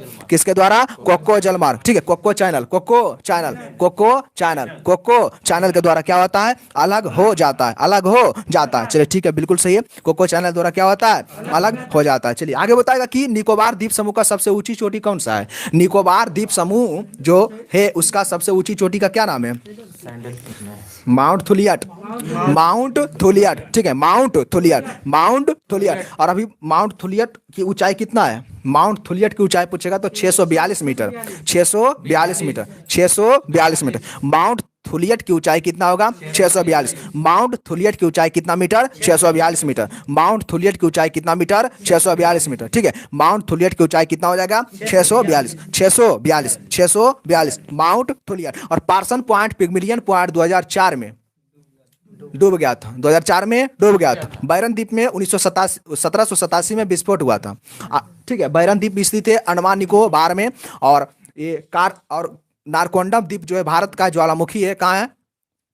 अंडमान निकोबार में, ठीक है। हाँ, नारकोंडम और बैरन द्वीप भारत का दो ज्वालामुखी है। हाँ, सक्रिय ज्वालामुखी। सक्रिय कहाँ? ये वो बैरन द्वीप सक्रिय है, बैरन द्वीप है, बैरन द्वीप सक्रिय हो जाएगा। चलिए ठीक है, तो अभी बता रहे थे कि निकोबार द्वीप समूह का सर्वोच्चतम चोटी पूछेगा, निकोबार द्वीप समूह का सर्वोच्चतम चोटी पूछेगा तो क्या कहना है? माउंट थुलियट, जो कि 642 मीटर है, 642 मीटर, माउंट थुलियट 642 कितना होगा? 642, ठीक है। और अंडमान निकोबार द्वीप समूह का सबसे उत्तरी द्वीप लैंडफॉल द्वीप, लैंडफॉल द्वीप, लैंडफॉल द्वीप, ठीक है। कौन सा द्वीप होगा? लैंडफॉल द्वीप। चलिए ठीक है, बिल्कुल से लैंडफॉल द्वीप होगा। चलिए आगे बताएगा, देखिए और बताए थे कल कि जो है नरेंद्र मोदी के द्वारा जो है 2018 में जो है बहुत सारे द्वीप का जो है नाम परिवर्तन किया गया था। तो चलिए बताना है कि रॉस द्वीप का नाम बदलकर नेताजी सुभाष चंद्र बोस, नेताजी सुभाष चंद्र बोस, नेताजी सुभाष चंद्र बोस। चलिए ठीक है, आगे बताएगा नील द्वीप का नाम बदलकर क्या कर दिया गया था? नील द्वीप का नाम बदलकर शाही द्वीप, ठीक है, नील द्वीप, शाही द्वीप। हैवलॉक द्वीप का नाम स्वराज द्वीप, हैवलॉक द्वीप का नाम स्वराज द्वीप। स्वराज शब्द का प्रयोग सबसे पहले किसने किया था? दयानंद सरस्वती, दयानंद सरस्वती। स्वराज शब्द का प्रयोग सबसे पहले दयानंद सरस्वती जी के द्वारा प्रयोग किया गया था। और 1906 के कलकत्ता अधिवेशन में दादा भाई नौरोजी स्वराज प्रस्ताव रखे थे। चलिए आगे बताएगा, तो हम यहाँ पर बता रहे थे हाँ कि ये हैवलॉक द्वीप जो था उसका नाम बदलकर क्या कर दिया था? स्वराज द्वीप। क्या किया गया था? स्वराज द्वीप। क्या किया गया था? स्वराज द्वीप किया गया था, ठीक है। कौन सा द्वीप? स्वराज द्वीप। एक और नाम है व्हीलर द्वीप, ठीक है, व्हीलर द्वीप। व्हीलर द्वीप एपीजे अब्दुल कलाम आजाद द्वीप, व्हीलर द्वीप तो एपीजे अब्दुल कलाम आजाद द्वीप। देखिए बताएगा कि व्हीलर द्वीप कहाँ स्थित है? उड़ीसा में, ठीक है। पूछेगा उड़ीसा में स्थित है, कौन सा नदी के मुहाने पर स्थित है? तो ब्राह्मणी नदी। कौन सा नदी? ब्राह्मणी नदी, ठीक है। कौन सा नदी? ब्राह्मणी नदी। व्हीलर द्वीप कौन सा नदी के मुहाने पर स्थित है? ब्राह्मणी नदी के मुहाने पर, ब्राह्मणी नदी के, जो कि यहाँ से मिसाइल उसाइल क्या होता है? प्रक्षेपण होता है कहाँ से? व्हीलर द्वीप ब्राह्मणी नदी के मुहाना, ठीक। एपीजे अब्दुल कलाम आजाद द्वीप, एपीजे अब्दुल कलाम आजाद द्वीप। पूछेगा आपसे कि बताइए व्हीलर द्वीप का वर्तमान में किस नाम से जानते हैं? एपीजे अब्दुल कलाम आजाद द्वीप, एपीजे अब्दुल कलाम आजाद द्वीप। चलिए ठीक है, बिल्कुल सही, एपीजे अब्दुल कलाम आजाद द्वीप। तो इसमें 3 पॉइंट याद रखना है कि व्हीलर द्वीप का नाम बदलकर एपीजे अब्दुल कलाम आजाद। व्हीलर द्वीप कौन सा नदी के मुहाने पर स्थित है? ब्राह्मणी नदी के मुहाने पर स्थित है और उड़ीसा राज्य में, उड़ीसा राज पूछेगा तो उड़ीसा, राज पूछेगा तो उड़ीसा। चलिए ठीक है, बिल्कुल। उसके बाद देखिएगा अरब सागर में स्थित द्वीप, अरब सागर में स्थित द्वीप। चलिए ठीक है,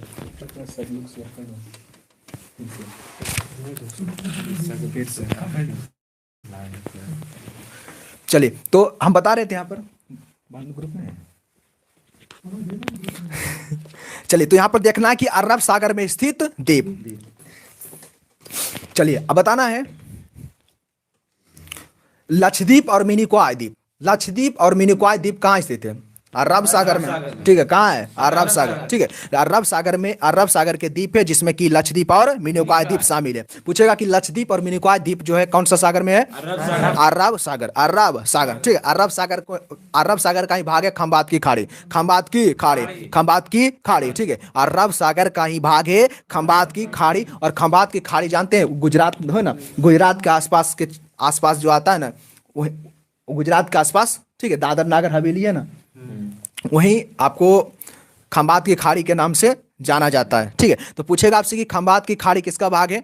अरब सागर का। किसका है? अरब सागर। तो लक्षद्वीप और मिनिकॉय, लक्षद्वीप और मिनिकॉय, लक्षद्वीप और मिनिकॉय, लक्षद्वीप और मिनिकॉय कौन सा सागर?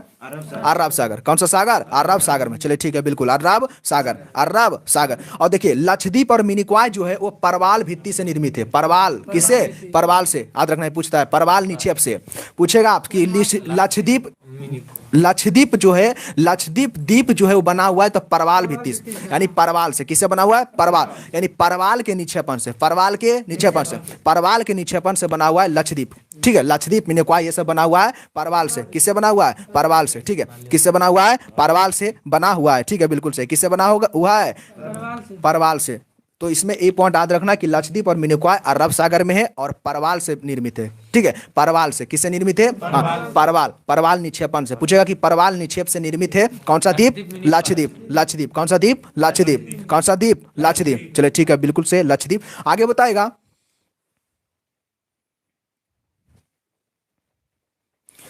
और लक्षद्वीप कहाँ स्थित है?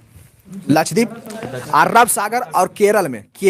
केरल का जो मालाबार तट है ना, केरल का देख लेना। ठीक है, केरल का मालाबार तट है उसी के पास स्थित है। केरल के मालाबार तट। केरल के मालाबार, हाँ, तो केरल के मालाबार तट के पास स्थित है जिसका नाम है लक्षद्वीप। जिसका नाम है लक्षद्वीप। ठीक है, जिसका नाम है लक्षद्वीप। चलिए ठीक है, बिल्कुल सही है, लक्षद्वीप। देखिए लक्षद्वीप के नाम, लक्षद्वीप को पहले किस नाम से जानते थे? लक्षद्वीप को पहले किस नाम से जानते थे? बताएगा। अमीन द्वीप। अमीन द्वीप। अमीन द्वीप के नाम से जानते थे। लक्षद्वीप को किस नाम से जानते थे? अमीन द्वीप। किस नाम से? अमीन द्वीप। ठीक है, अमीन द्वीप और लकाद्वीप। लकाद्वीप। पूछेगा लकाद्वीप के नाम से जानते हैं किसको? लक्षद्वीप को। लकाद्वीप के नाम से, अमीन द्वीप के नाम से लक्षद्वीप, मिनिकॉय द्वीप के नाम से। ठीक है, बिल्कुल सही। यानी लकाद्वीप, मिनिकॉय और अमीन द्वीप। अमीन द्वीप के नाम से जाना जाता था किसको? लक्षद्वीप को। लक्षद्वीप को। लक्षद्वीप को। और देखिए, और लकाद्वीप, मिनिकॉय द्वीप, लकाद्वीप, मिनिकॉय द्वीप और अमीन द्वीप।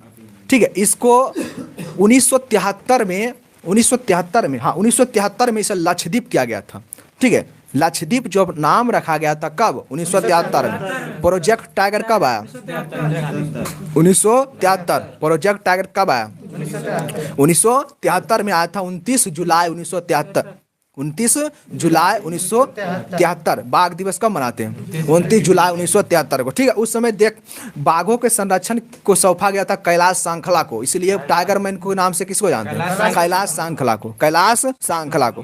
कैलाश सांखला के, हाँ, उस समय शासन इंदिरा गांधी थे। 73 जो 74 में पांचवी पंचवर्षीय योजना 74 तक चला था। 1974 तक, 1974 से 78 तक चला था। 1974 से 78 तक चला था। तो पांचवी पंचवर्षीय योजना में जो गरीबी हटाओ का नारा कौन दिए थे? इंदिरा गांधी। महात्मा गांधी ने, इंदिरा गांधी। इंदिरा गांधी। इंदिरा गांधी। चलो ठीक है, हाँ, पंडित जवाहरलाल नेहरू के बेटी। राजीव गांधी, इंदिरा गांधी की थी। राजीव गांधी से कहानी बड़ा। चलिए ठीक है, आइए यहाँ पे। तो अभी बता रहे थे कि लकाद्वीप, अभी बता रहे थे हम लकाद्वीप अमीन द्वीप, मिनिकॉय द्वीप जो था वो लक्षद्वीप का पुराना नाम था और लक्षद्वीप नाम रखा गया था 1973 में। 1973 लक्षद्वीप कब नाम रखा गया था? 1973 याद रखना 1973 में। देखिए लक्षद्वीप हम बताए थे उस दिन की लक्षद्वीप फैला हुआ है मात्र 32 किलोमीटर में। कितना? 32 क्षेत्रफल हो जाएगा तो मीटर किलोमीटर यानी वर्ग किलोमीटर में 32 वर्ग किलोमीटर में सिर्फ फैला हुआ है। कौन सा? लक्षद्वीप। कौन? लक्षद्वीप। लक्षद्वीप कितना किलोमीटर में फैला हुआ है? 30 किलोमीटर। 32 ठीक है 32। और लक्षद्वीप में टोटल कितना जिला है? एक। लक्षद्वीप में टोटल एक जिला। लक्षद्वीप में टोटल एक जिला। ठीक है लक्षद्वीप में कितना जिला होगा? एक जिला। कितना जिला? एक जिला। कितना जिला है? एक जिला। और बताए थे कि केरल के तट जो है मालाबार तट उसी के आसपास फैला हुआ है जिसका नाम है लक्षद्वीप। क्या? लक्षद्वीप। और लक्षद्वीप को पहले किस नाम से जानते थे? लकाद्वीप, मिनिकॉय द्वीप। लकाद्वीप, मिनिकॉय द्वीप। एक नाम था अमीन द्वीप। अमीन द्वीप कौन सा द्वीप? अमीन द्वीप। ठीक है पुनः लक्षद्वीप बना था 1973 याद रखना। देखिए और लक्षद्वीप के बारे में अगर पूछ लिया कि लक्षद्वीप जो है लक्षद्वीप का विस्तार जो है वो देखिए 8 डिग्री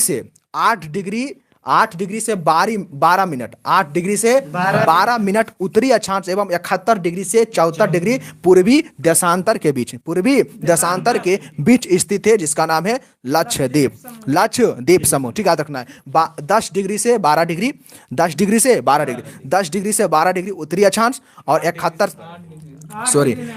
8 डिग्री से 12 डिग्री 12 मिनट नहीं है 8 डिग्री से 12 डिग्री है। हम रहता तो मिनट नहीं बोलते। 8 डिग्री से 12 डिग्री 8 डिग्री से 12 डिग्री 8 डिग्री से 12 डिग्री उत्तरी अक्षांश और 71 डिग्री से 74 डिग्री पूर्वी देशांतर के बीच स्थित है। कौन सा? लक्षद्वीप। कौन सा? लक्षद्वीप। और लक्षद्वीप जो है फैला हुआ है वो 32 वर्ग किलोमीटर में 32 वर्ग किलोमीटर में। और याद रखना है कि केरल के मालाबार तट के किस ओर होगा? पश्चिमी ओर। किस ओर है? पश्चिमी ओर है। ठीक है मालाबार तट से 280 से 480 किलोमीटर तक 280 से 480 किलोमीटर तक चले। ठीक है उसके बाद आगे देखिएगा। अब यहां से पूछेगा कि लक्षद्वीप जो है वो लक्षद्वीप का मात्र हम बताए थे कि एक जिला है। कितना जिला? एक जिला। और लक्षद्वीप का एक जिला है कवरत्ती। कौन है? कवारती बोलते हैं उसको। तो लक्षद्वीप की राजधानी कवारती। या पूछ दिया कि बताइए लक्षद्वीप का प्रशासनिक मुख्यालय कहाँ है? कवारती। लक्षद्वीप का प्रशासनिक मुख्यालय कहाँ होगा? कवारती। लक्षद्वीप का प्रशासनिक मुख्यालय कहाँ होगा? कवारती। ठीक है कहाँ होगा? कवारती। कहाँ होगा? कवारती। चलिए ठीक है बिल्कुल सही कवारती हो जाएगा। और यह जो है मिनिकॉय से 9 डिग्री चैनल से अलग होता है। लक्षद्वीप मिनिकॉय से कितना डिग्री चैनल से? 9 डिग्री चैनल से। याद रखना ये सब चैनल में बार बार पूछते रहेगा। लक्षद्वीप मिनिकॉय से कितना डिग्री चैनल से अलग होगा? 9 डिग्री चैनल। कितना डिग्री? 9 डिग्री। कितना डिग्री? 9 डिग्री। और मिनिकॉय मालदीव से 8 डिग्री। मिनिकॉय मालदीव से 8 डिग्री। मिनिकॉय मालदीव से 8 डिग्री। लक्षद्वीप मिनिकॉय से 9 डिग्री। कितना डिग्री? 9 डिग्री। कितना डिग्री? 9 डिग्री। चलिए ठीक है बिल्कुल सही। कितना डिग्री होगा? 9 डिग्री। कितना डिग्री? 9 डिग्री। चलिए बिल्कुल आगे बताएगा। देखिए और अभी हम बताए थे कि लक्षद्वीप को पहले जानते थे मिनिकॉय द्वीप के नाम से और अमीन द्वीप के नाम से। मिनिकॉय द्वीप, अमीन द्वीप और एक था लकवा मार दिया लकाद्वीप। ठीक है लक्षद्वीप लगता है लिखा है लकवा मार रहे हैं। ठीक है लकवा लगता है मार दिया लक्षद्वीप को लिखा हुआ है उसी तरह से नहीं।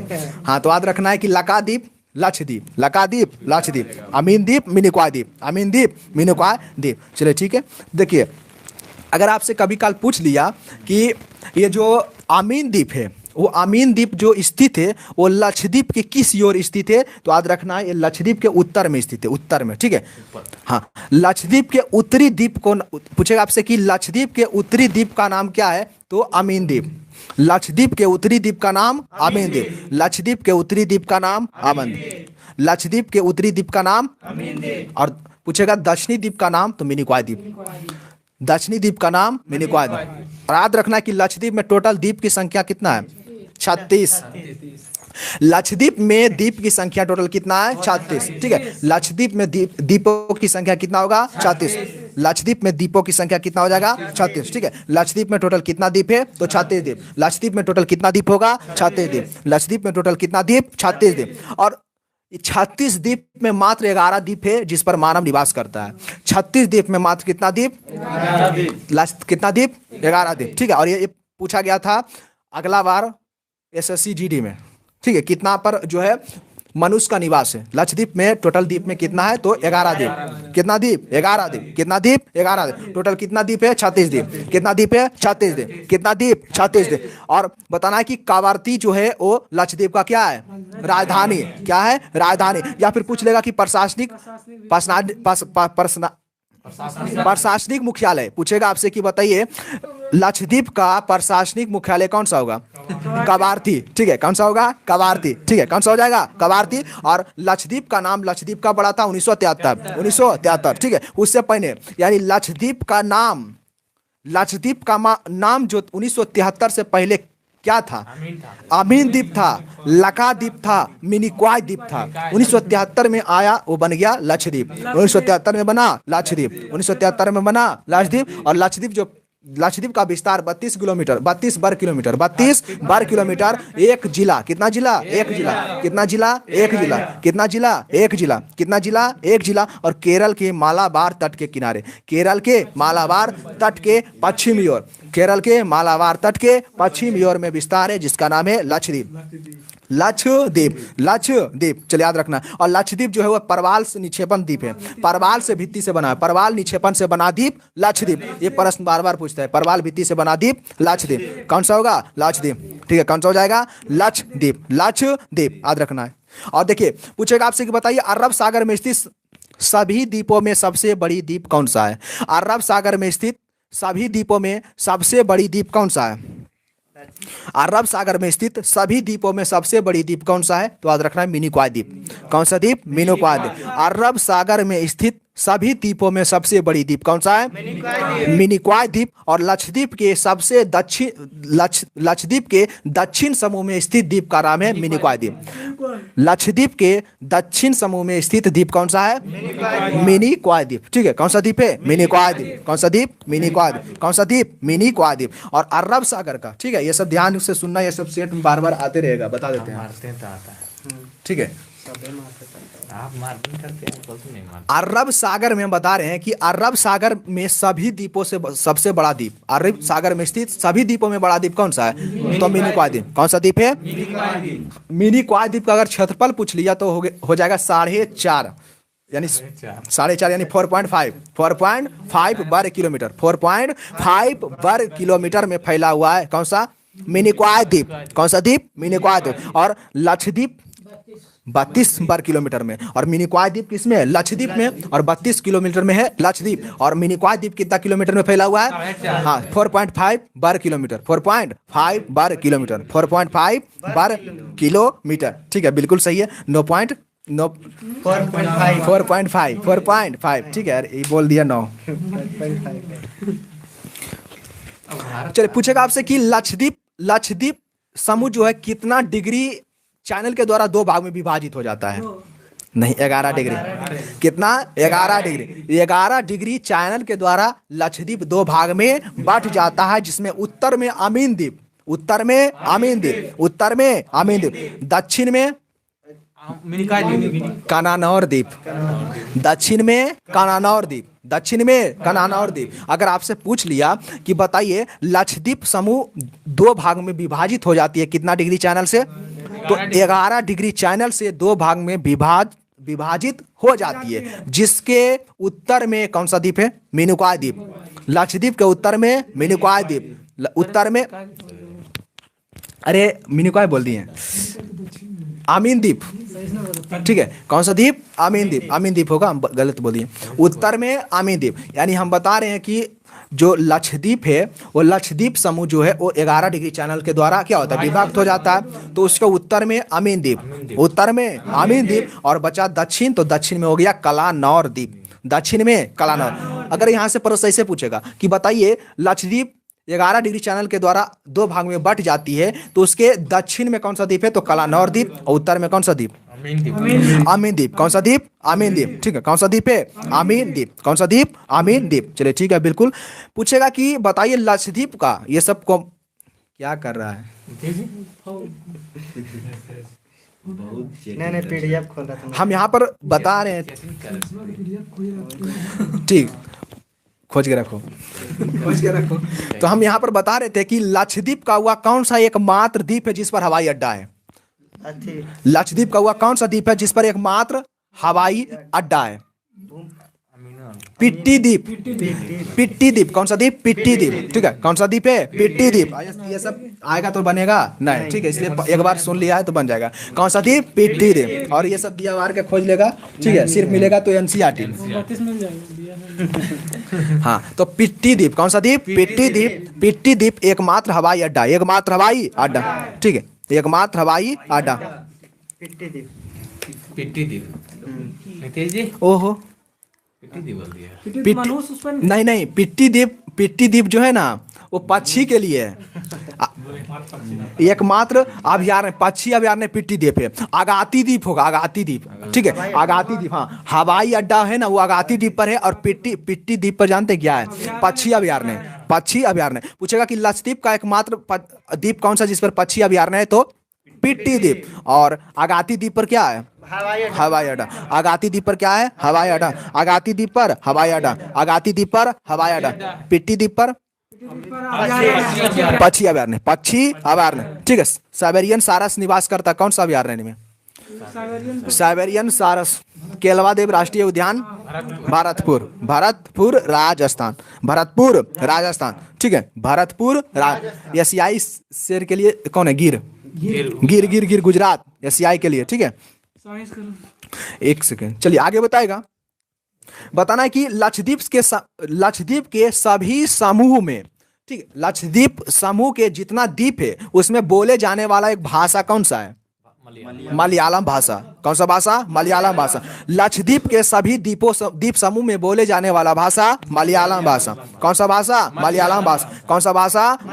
मलयालम भाषा। लेकिन एक द्वीप अपवाद में है, मिनिकॉय द्वीप, ठीक है। कौन सा द्वीप? मिनिकॉय द्वीप। मिनिकॉय द्वीप में एक भाषा बोला जाता है जिसका नाम है महल भाषा। कौन सा भाषा? माल भाषा, ठीक है। कौन सा भाषा? माल भाषा। कौन सा भाषा? माल भाषा। और महल भाषा पूछेगा कौन सा लिपि में लिखा गया है? तो देवही लिपि। खरोष्टी लिपि कहाँ से? देवही लिपि। और खरोष्टी लिपि किस ओर से किस ओर लिखा जाता है? दाएं से बाएं। दाएं से बाएं। दाएं से बाएं। दाएं से बाएं। खरोष्टी लिपि। कौन सा लिपि? खरोष्टी लिपि। और देवही लिपि, नहीं देवही लिपि न था, देवही लिपि। तो हाँ, देवही लिपि में लिखा गया है महल भाषा। कौन सा भाषा? महल भाषा। पूछ लेगा कभी कि बताइए महल भाषा कौन सा भाषा में लिखा गया? तो देवही भाषा। देवही लिपि में। कौन सा लिपि में? कौन सा भाषा? महल भाषा। तो पूछेगा आपसे कि महल भाषा बोला जाता है मिनिकॉय द्वीप में। मिनिकॉय द्वीप में, ठीक है। यानी लक्षद्वीप में जितना द्वीप है सिर्फ मिनिकॉय द्वीप को छोड़कर सब में बोला जाता है कौन सा भाषा? मलयालम भाषा। कौन सा भाषा? मलयालम भाषा। कौन सा भाषा? मलयालम भाषा। जिस प्रकार से जो है हीलियम के बाह्यतम कक्षा में सिर्फ दो संयोजी इलेक्ट्रॉन होता है, और अकरीय गैस है, और सभी अकरीय गैस के 8 गो होता है। कितना होता है? 8 गो होता है, ठीक है। चलिए, तो देवही लिपि। देवही लिपि। देवही लिपि में लिखा गया कौन सा? खरोष्टी भाषा। खरोष्टी बोली? अच्छा, महल भाषा। खरोष्टी बोल दिया ना, ध्यान हमको गेल है वहाँ। खरोष्टी, अच्छा बताइएगा खरोष्टी कहाँ से मिला था? पाकिस्तान से। खरोष्टी लिपि पाकिस्तान से मिला था। अशोक के शिलालेख मिला था खरोष्टी में, पाकिस्तान से। और गिरिक और अरमाइक। गिरिक और अरमाइक कहाँ से? अफगानिस्तान। गिरिक और अरमाइक लिपि कहाँ से? अफगानिस्तान। अफगानिस्तान से। कहाँ से? अफगानिस्तान से। और अपना में भारत में ब्राह्मणी, ठीक है। अपना कौन था? ब्राह्मणी। कौन था? ब्राह्मणी, ठीक है। कौन था? ब्राह्मणी। ब्राह्मणी था क्या? चलिए, अब मुंबई कौन सा द्वीप पर है? सालसर द्वीप। कौन सा द्वीप पर है? ठीक, याद रखना है। भारत का सबसे बड़ा बंदरगाह नगर है मुंबई, जो कि कौन सा द्वीप पर है? सालसर द्वीप। कौन सा द्वीप पर है? सालसर द्वीप। कौन सा द्वीप पर है? सालसर। कौन सा द्वीप पर है? सालसर। सालसर द्वीप पूछेगा कौन सा सागर में? अरब सागर। कौन सा सागर? अरब सागर। ठीक है, आपको सेट में मिलान करने के लिए दे देगा। ठीक है, सेट में देता है मिलान करने के लिए। हाँ, इनमें से कौन सही है? नहीं है, याद रखना है। तो अरब सागर में स्थित है सालसेट द्वीप, सालसेट द्वीप, सालसेट द्वीप, याद रखना है। हाँ ठीक। और एलिफेंटा द्वीप कहाँ है? आपको अरब सागर में। एलिफेंटा द्वीप अरब सागर में स्थित है। ठीक है, तो कल हम इसमें दूसरा चैप्टर चलेगा एनसीईआरटी ज्योग्राफी में, जलवायु। ठीक है, कल चलेगा जलवायु, और जलवायु से कल भी इम्पोर्टेंट रहेगा। ठीक है, और ये जो द्वीप आज हम रिवीजन करवाएं उसको एक बार फिर से कल देख लेना, कल से फिर इसको रिवीजन करवाएं क्योंकि यहाँ से प्रश्न ज़्यादा रहता है। चलिए आइए साइंस में। साइंस में वही डला गया था। कोई दिक्कत नहीं, पूछो। उसमें भी कल मैं पूछा था पूरा। निचला पेज नहीं पूछे थे। ठीक है, निचले पूछो ना, निचले में पेज है। हाँ जी, कौन पूछना दिया? चलिए ठीक है, आइए। हाँ, चलिए बताइएगा। का क्षेत्रफल बताइए। चलिए आगे बताएगा कि सर्वाधिक प्रयोग में आने वाला विस्फोटक कौन सा है? सबसे सर्वाधिक प्रयोग में आने वाला विस्फोटक कौन सा है? सबसे ज्यादा प्रयोग में आने वाला विस्फोटक कौन सा है? ट्राई नाइट्रो टोल्यूइन, यानी TNT, tri nitro toluene, tri nitro toluene, याद रखना है। सर्वाधिक प्रयोग में आने वाला विस्फोटक कौन सा होगा? Tri nitro toluene, tri nitro toluene. चलिए ठीक है, बिल्कुल से ट्राई नाइट्रो टोल्यूइन। यानी पूछेगा आपसे, कभी काल पूछ लेगा कि बताए TNT का फुल फॉर्म क्या होता है? Tri nitro toluene, tri nitro toluene. चलो ठीक है, उसके बाद आगे देखना है कि डायनामाइट का आविष्कार किसने किए थे और कब किए थे? डायनामाइट का आविष्कार किसके द्वारा किया गया था? अल्फ्रेड नोबेल के द्वारा। ठीक है, डायनामाइट का आविष्कार पूछेगा किसने किए थे? अल्फ्रेड नोबेल, यानी डायनामाइट का आविष्कार किसके द्वारा? Alfred Nobel. और अल्फ्रेड नोबेल के नाम पर ही नोबेल पुरस्कार का शुरुआत भी हुआ था। नोबेल पुरस्कार का शुरुआत कब हुआ था? 1901 में। डायनामाइट का आविष्कार 1867 है। ठीक है, 1867, यानी डायनामाइट का आविष्कार कब हुआ था? 1867। लगा ठंडा लगता है, बनाने तो गर्म लगता है। ठीक है, एसी लगाने की जरूरत नहीं, हीटर। डायनामाइट उल्टा चला देगा। चलिए, तो डायनामाइट का आविष्कार कब हुआ था? 1900 नहीं जाएगा, 1867। चलिए ठीक है, बिल्कुल। पूछेगा आपसे कि डायनामाइट का मुख्य अवयव क्या है? पूछ लेगा कि डायनामाइट का मुख्य अवयव, मतलब डायनामाइट में प्रयोग होता है मुख्य अवयव। जैसे जिस प्रकार से जो है यूरेनियम का प्रयोग करते हैं किसमें? परमाणु रिएक्टर में, तो उसी प्रकार से इसमें करेंगे। डायनामाइट का प्रमुख घटक क्या हो जाएगा? Trinitroglycerin, trinitroglycerin. ठीक है, ट्राई नाइट्रोग्लिसरीन का प्रयोग करेंगे, ट्राई नाइट्रोग्लिसरीन का प्रयोग करेंगे किसमें? डायनामाइट में। और इसके साथ और इसका एक प्रयोग और आता है, सोडियम नाइट्रेट। ठीक है, सोडियम नाइट्रेट। तो सोडियम नाइट्रेट का भी प्रयोग करेंगे किसमें? डायनामाइट में। ठीक है, तो ट्राई नाइट्रोग्लिसरीन और सोडियम नाइट्रेट, ट्राई नाइट्रोग्लिसरीन और सोडियम नाइट्रेट दोनों का प्रयोग करेंगे हम किसमें? डायनामाइट में। किसमें प्रयोग करेंगे? चलो ठीक है, और यहाँ से आया तो बताना कि बारूद का खोज किसने किया था? हाँ, बारूद का खोज किसने किया था? हाँ, बारूद का खोज रोजर बेकन। ठीक है, रोजर बेकन। ठीक है, बिल्कुल सही है। रोजर बेकन के द्वारा हुआ था किसका खोज? बारूद का। और बारूद का मुख्य अवयव पूछेगा तो पोटेशियम नाइट्रेट। ठीक है, नेम द बुक। स्पीडी। ठीक है, स्पीडी, लेकिन ये दूसरा स्पीडी है। ठीक है, और ये स्पीडी दूसरा है, लेकिन ये भी साइंस का स्पीडी है। और ये स्पीडी जो है ना, ये स्पीडी, हाँ, ये स्पीडी वाला साइंस से आज से डाल देंगे। ठीक है, ये वाला, ये स्पीडी केमिस्ट्री से ही डालेंगे, ये वाला स्पीडी से। दो पेज। हाँ ठीक है, किस इसी तो रहने दो, अभी इसको खत्म कर देंगे तो उससे डालेंगे। इसमें थोड़ा ज्यादा है, एक तर्क दिया है, जितना भी उठाए सब एक तर्क दे दिया है। चलिए, तो बारूद का मुख्य अवयव पूछेगा तो पोटेशियम नाइट्रेट। Potassium nitrate. बारूद का पूछेगा, बारूद का मुख्य अवयव क्या होगा? Potassium nitrate. और अभी जो साइंस पूछ रहे हैं उसका पीडीएफ आपको, साइंस का पीडीएफ डाल दिए थे हम, ठीक है, होगा शायद कितना पेज था, 174-75 पेज का है, वो डाल दिए हम, ठीक है, उसी से पूछ रहे हैं। और HW के माध्यम से आपको पीडीएफ हम डाल भी देते हैं। चलिए, तो बारूद का मुख्य अवयव, टाइम नहीं है, हल्ला मत करो, साथ से बोलो। चलिए, बताना है कि अभी बता रहे थे कि बारूद का मुख्य अवयव क्या है? Potassium nitrate, potassium nitrate, potassium nitrate. चलिए, पोटेशियम नाइट्रेट हो जाएगा। बताना है कि RDX जो होता है, RDX का पूर्ण नाम क्या है? RDX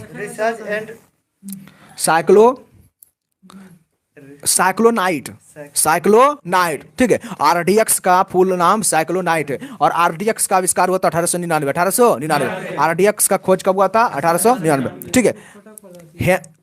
हेनिंग के द्वारा, किसके द्वारा? हेनिंग, यानी हेनिंग के द्वारा, हेनिंग के द्वारा 1899 में किसका खोज हुआ था? RDX। किसका खोज हुआ था? RDX। किसका हुआ था? RDX का खोज किया गया था, ठीक, याद रखना है। Research and develop explosives, research and developed explosive full form होता है किसका? RDX का, ठीक है, RDX का, RDX का, RDX। चलिए, ठीक है। और RDX का रसायन सूत्र क्या होता है? C3 और C3H6, C3H6 और N कितना? N6 है, N6 और O6, यानी CH3 नहीं, C3H6, C3H6, C3H6, N6O8, N6, फिर से बोलो। C3H6 नहीं, वो नहीं, N आएगा, N6O, फिर से हम बोल दें, C3H6, उसके बाद N6O6, यानी सब में 6 है, एक सी में सिर्फ 3 है, सी में 3 है, इसको कहते हैं RDX। C3H6 N6O6 RDX खोज हुआ था 1899। हेनिंग के द्वारा, हेनिंग किनके द्वारा? हेनिंग, ठीक है। Research and developed explosive full form होता है किसका? RDX का, RDX। चलिए, ठीक है। आगे बताना है कि रंजक और खाद्य पदार्थ बनाने में किसका प्रयोग किया जाता है? हाँ, रंजक और खाद्य पदार्थ बनाने में किसका प्रयोग करते हैं? हाँ, कायरामल का। किसका प्रयोग करेंगे? कायरामल। किसका प्रयोग करेंगे? और नॉन स्टिक बर्तन बनाने में, ना चिपकने वाला बर्तन, टेफ्लॉन। कुकर के हैंडल में जो रहता है ऊपर काला, बैकेलाइट रहता है, ठीक है, हाँ, बैकेलाइट, हाँ, जो काला वाला रहता है ना हैंडल में लगा हुआ, बैकेलाइट रहता है, क्योंकि उष्मा का सुचालक, कुचालक, तो हम बोले सुचालक, तो सुचालक क्यों बोला? उष्मा का कुचालक, उष्मा का कुचालक। चलो, ठीक है, बिल्कुल। बताना है कि पटाखा का हरा रंग किसके कारण होता है? बेरियम के कारण, ठीक है, बेरियम के कारण पटाखा कैसा रंग होगा? चटक लाल, अस्ट्रांसियम कहते हैं उसको, चटक लाल होता है, चटक लाल। चलिए, आगे बताएगा। वाटर ग्लास क्या है? वाटर ग्लास जो है वो क्या है? Sodium silicate. वाटर ग्लास जो है वो क्या है? सोडियम सिलिकेट, ठीक है। वाटर ग्लास क्या है? सोडियम सिलिकेट है, ठीक है। वाटर ग्लास क्या है? Sodium silicate. चलिए, बिल्कुल। आगे बताएगा कि बताना कि नेपथलीन का मुख्य स्रोत क्या है? हाँ, नेपथलीन का मुख्य स्रोत जो है वो कोलतार है। क्या है? कोलतार। पूछेगा आपसे कि नेपथलीन का मुख्य स्रोत क्या होगा? कोलतार। बताएगा पोटेशियम का खोज किसने किया था? पोटेशियम का खोज यूरेनियम का कलाप्रोट किया था, हम्फ्री डेवी। पोटेशियम का खोज हम्फ्री डेवी। कलाप्रोट किया था यूरेनियम का खोज। यूरेनियम का खोज कौन किया था? कलाप्रोट। चलिए, आगे बताएगा कि लकड़ी को, अगर लकड़ी को है उसको कीड़ा से बचाना है तो किसका परत चढ़ाएंगे? जिंक क्लोराइड का प्रयोग, ठीक है, हाँ, AgCl, जिंक क्लोराइड है, ZnCl,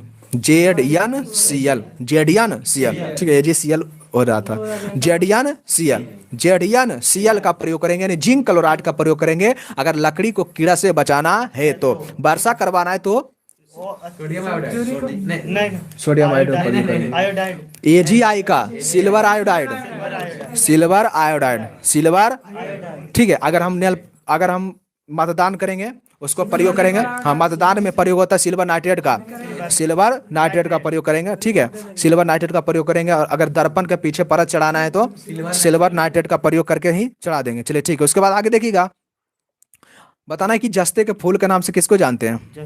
जस्ता का फूल, जस्ता का फूल जेडियन हो, जिंक ऑक्साइड, जेडियन हो, जिंक ऑक्साइड, उभयधर्मी, उभयधर्मी है, ठीक है। आम्ल और क्षार से दोनों सभी क्रिया करेगा, जेडियन ओ, ठीक है। यह सब ग्रुप डी में पूरा पूछा था 2018 में। चलिए बार बार के आगे बताएगा, बताना कि ऑडियो और वीडियो टेप पर लेप रहता है। ऑडियो और वीडियो टेप पर किसका लेप रहता है?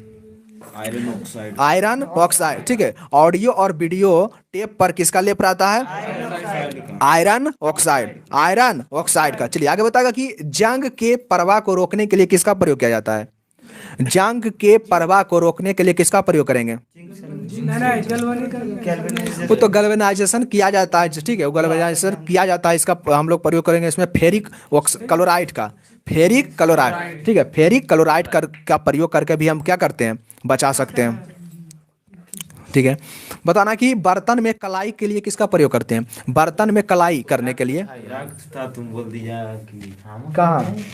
किसी हो सकता है रक्त के प्रवाह करने के लिए। अच्छा, फिर हम क्या बोल दिए?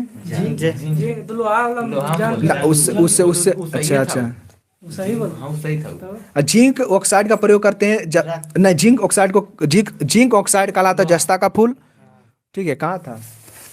अच्छा, रक्त के प्रवाह को रोकने के लिए किसका प्रयोग करेंगे? Ferric chloride. हमको भी लगा कि जस्ता तो सही है, जस्ता सही था, सही बोला था, ठीक है। हाँ, रक्त के प्रवाह को रोकने के लिए किसका प्रयोग करेंगे? फेरिक क्लोराइड का, फेरिक क्लोराइड। और शरीर में जो है रक्त किसके कारण नहीं जमता है?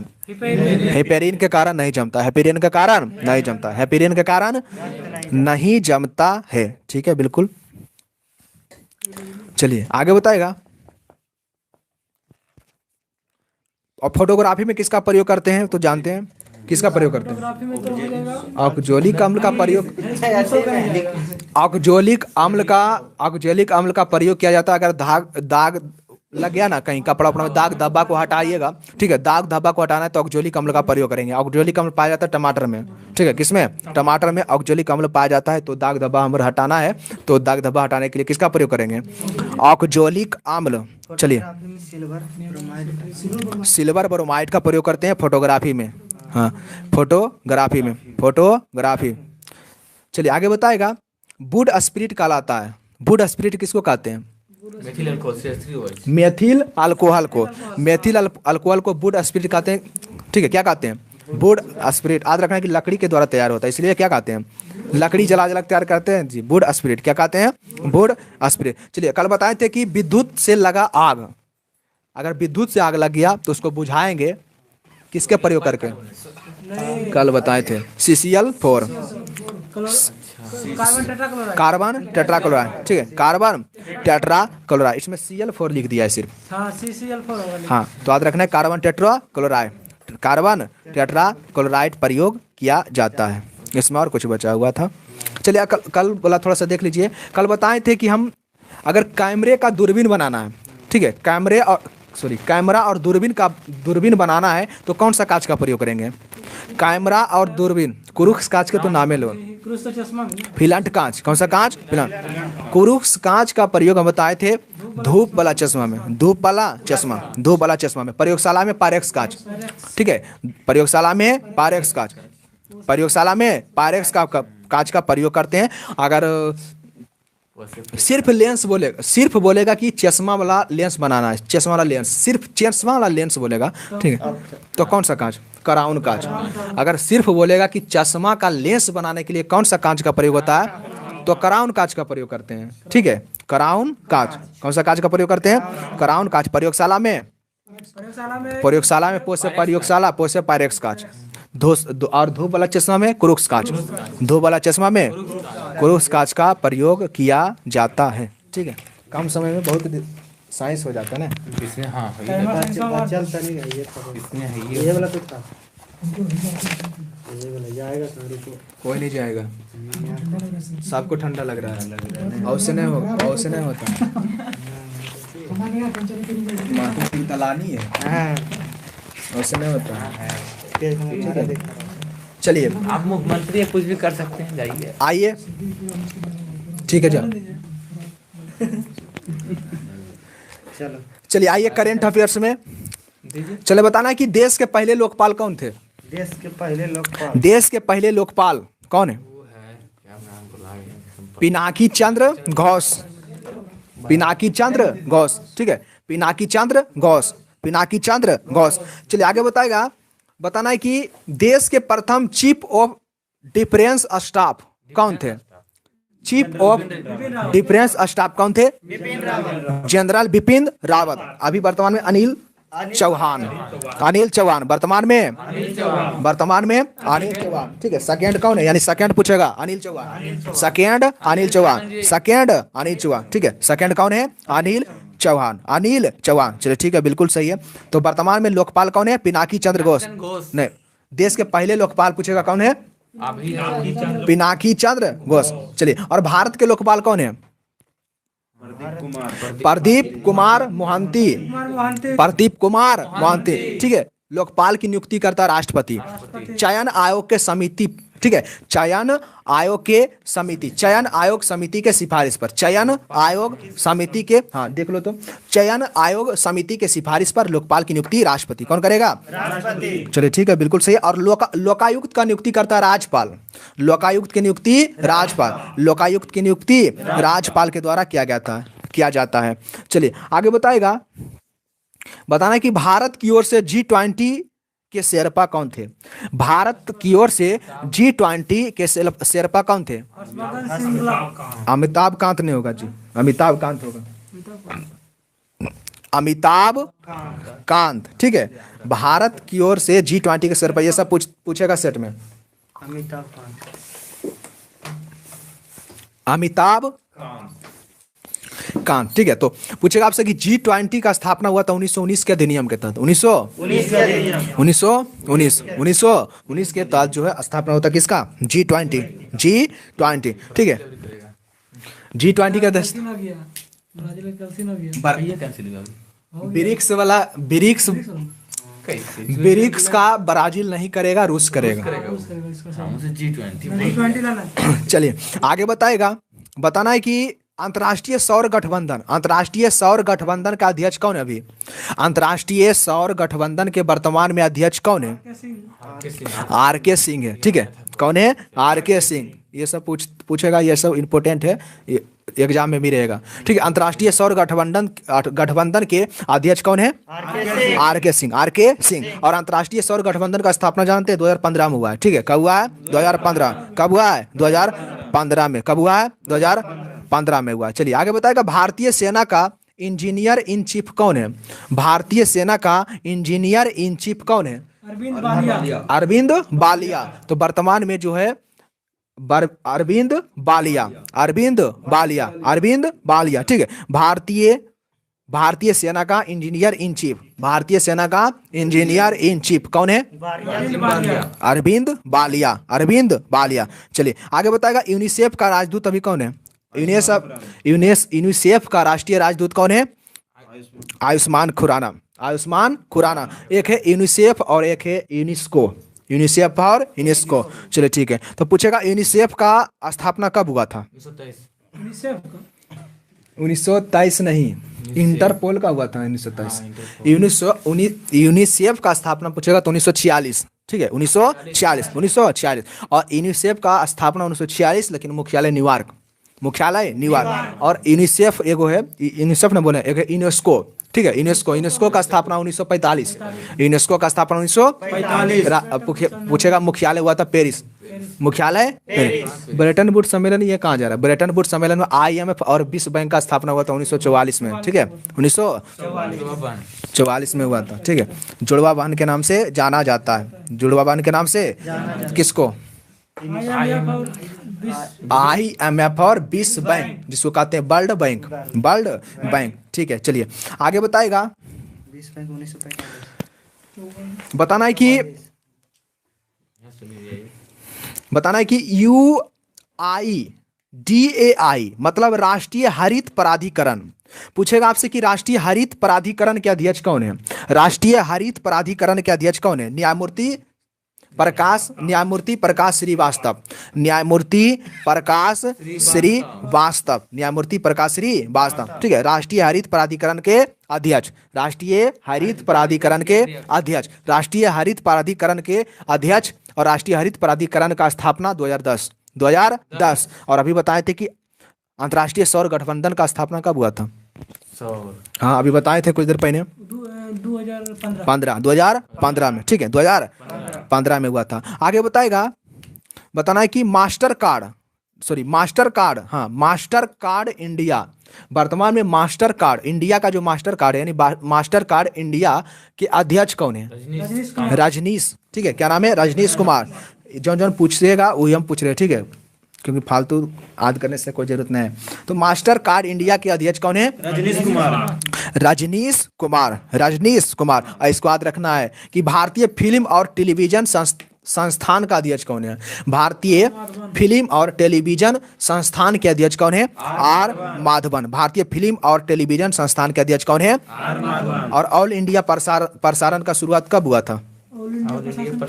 प्रसारण और ऑल इंडिया रेडियो प्रसारण, यानी ये टेलीविजन संस्थान वाला कब हुआ था? 1959 में। 1959। इसको याद रखना है, 15 सितंबर 1959, 15 सितंबर 1959। भारतीय फिल्म और टेलीविजन संस्थान के अध्यक्ष आर माधवन। ठीक है, कब हुआ था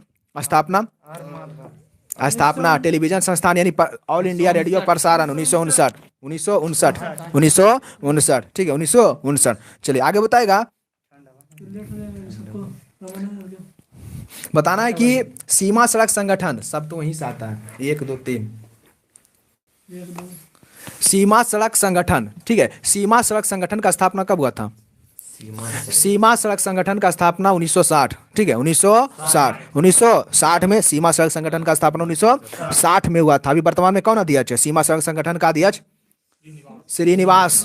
ठीक है, श्रीनिवास रघु श्रीनिवास जो है अभी सीमा सड़क संगठन के क्या है? अध्यक्ष है। और सीमा सड़क संगठन का स्थापना कब हुआ था?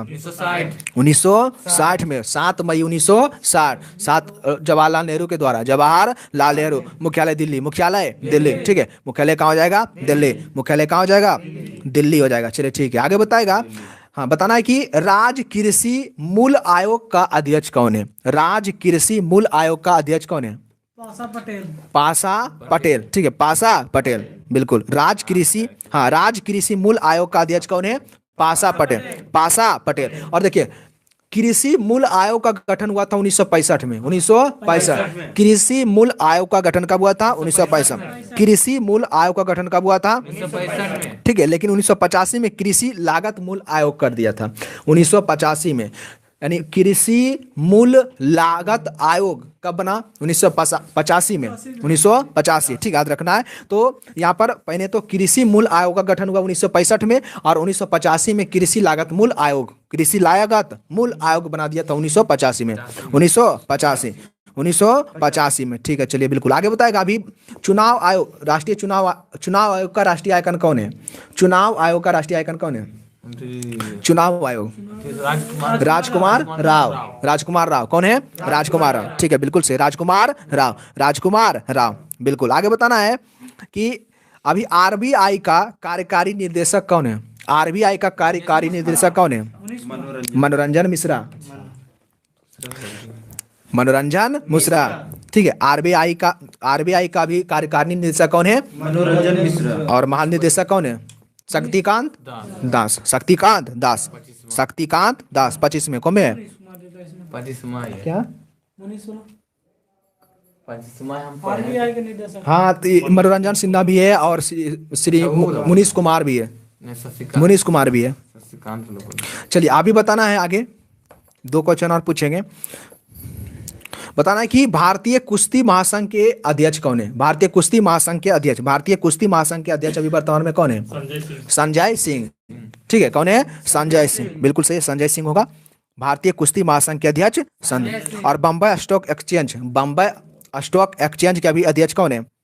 बम्बई स्टॉक एक्सचेंज के अध्यक्ष प्रमोद अग्रवाल, प्रमोद अग्रवाल। ठीक है, और कल से शुरू कर देंगे 6 बजे। ठीक है, पूरा 6 बजे पक्का शुरू कर देंगे क्योंकि ज़्यादा हो गया तो 6 बजे शुरू करेंगे तो 45 में ख़त्म कर देंगे। ठीक है, कल से 45 में सब 6 बजे तक, 6 बजे से पहले 5 मिनट पहुंच जाना क्योंकि कल से 6 बजे लाइव। 6 बजे से लाइव होगा।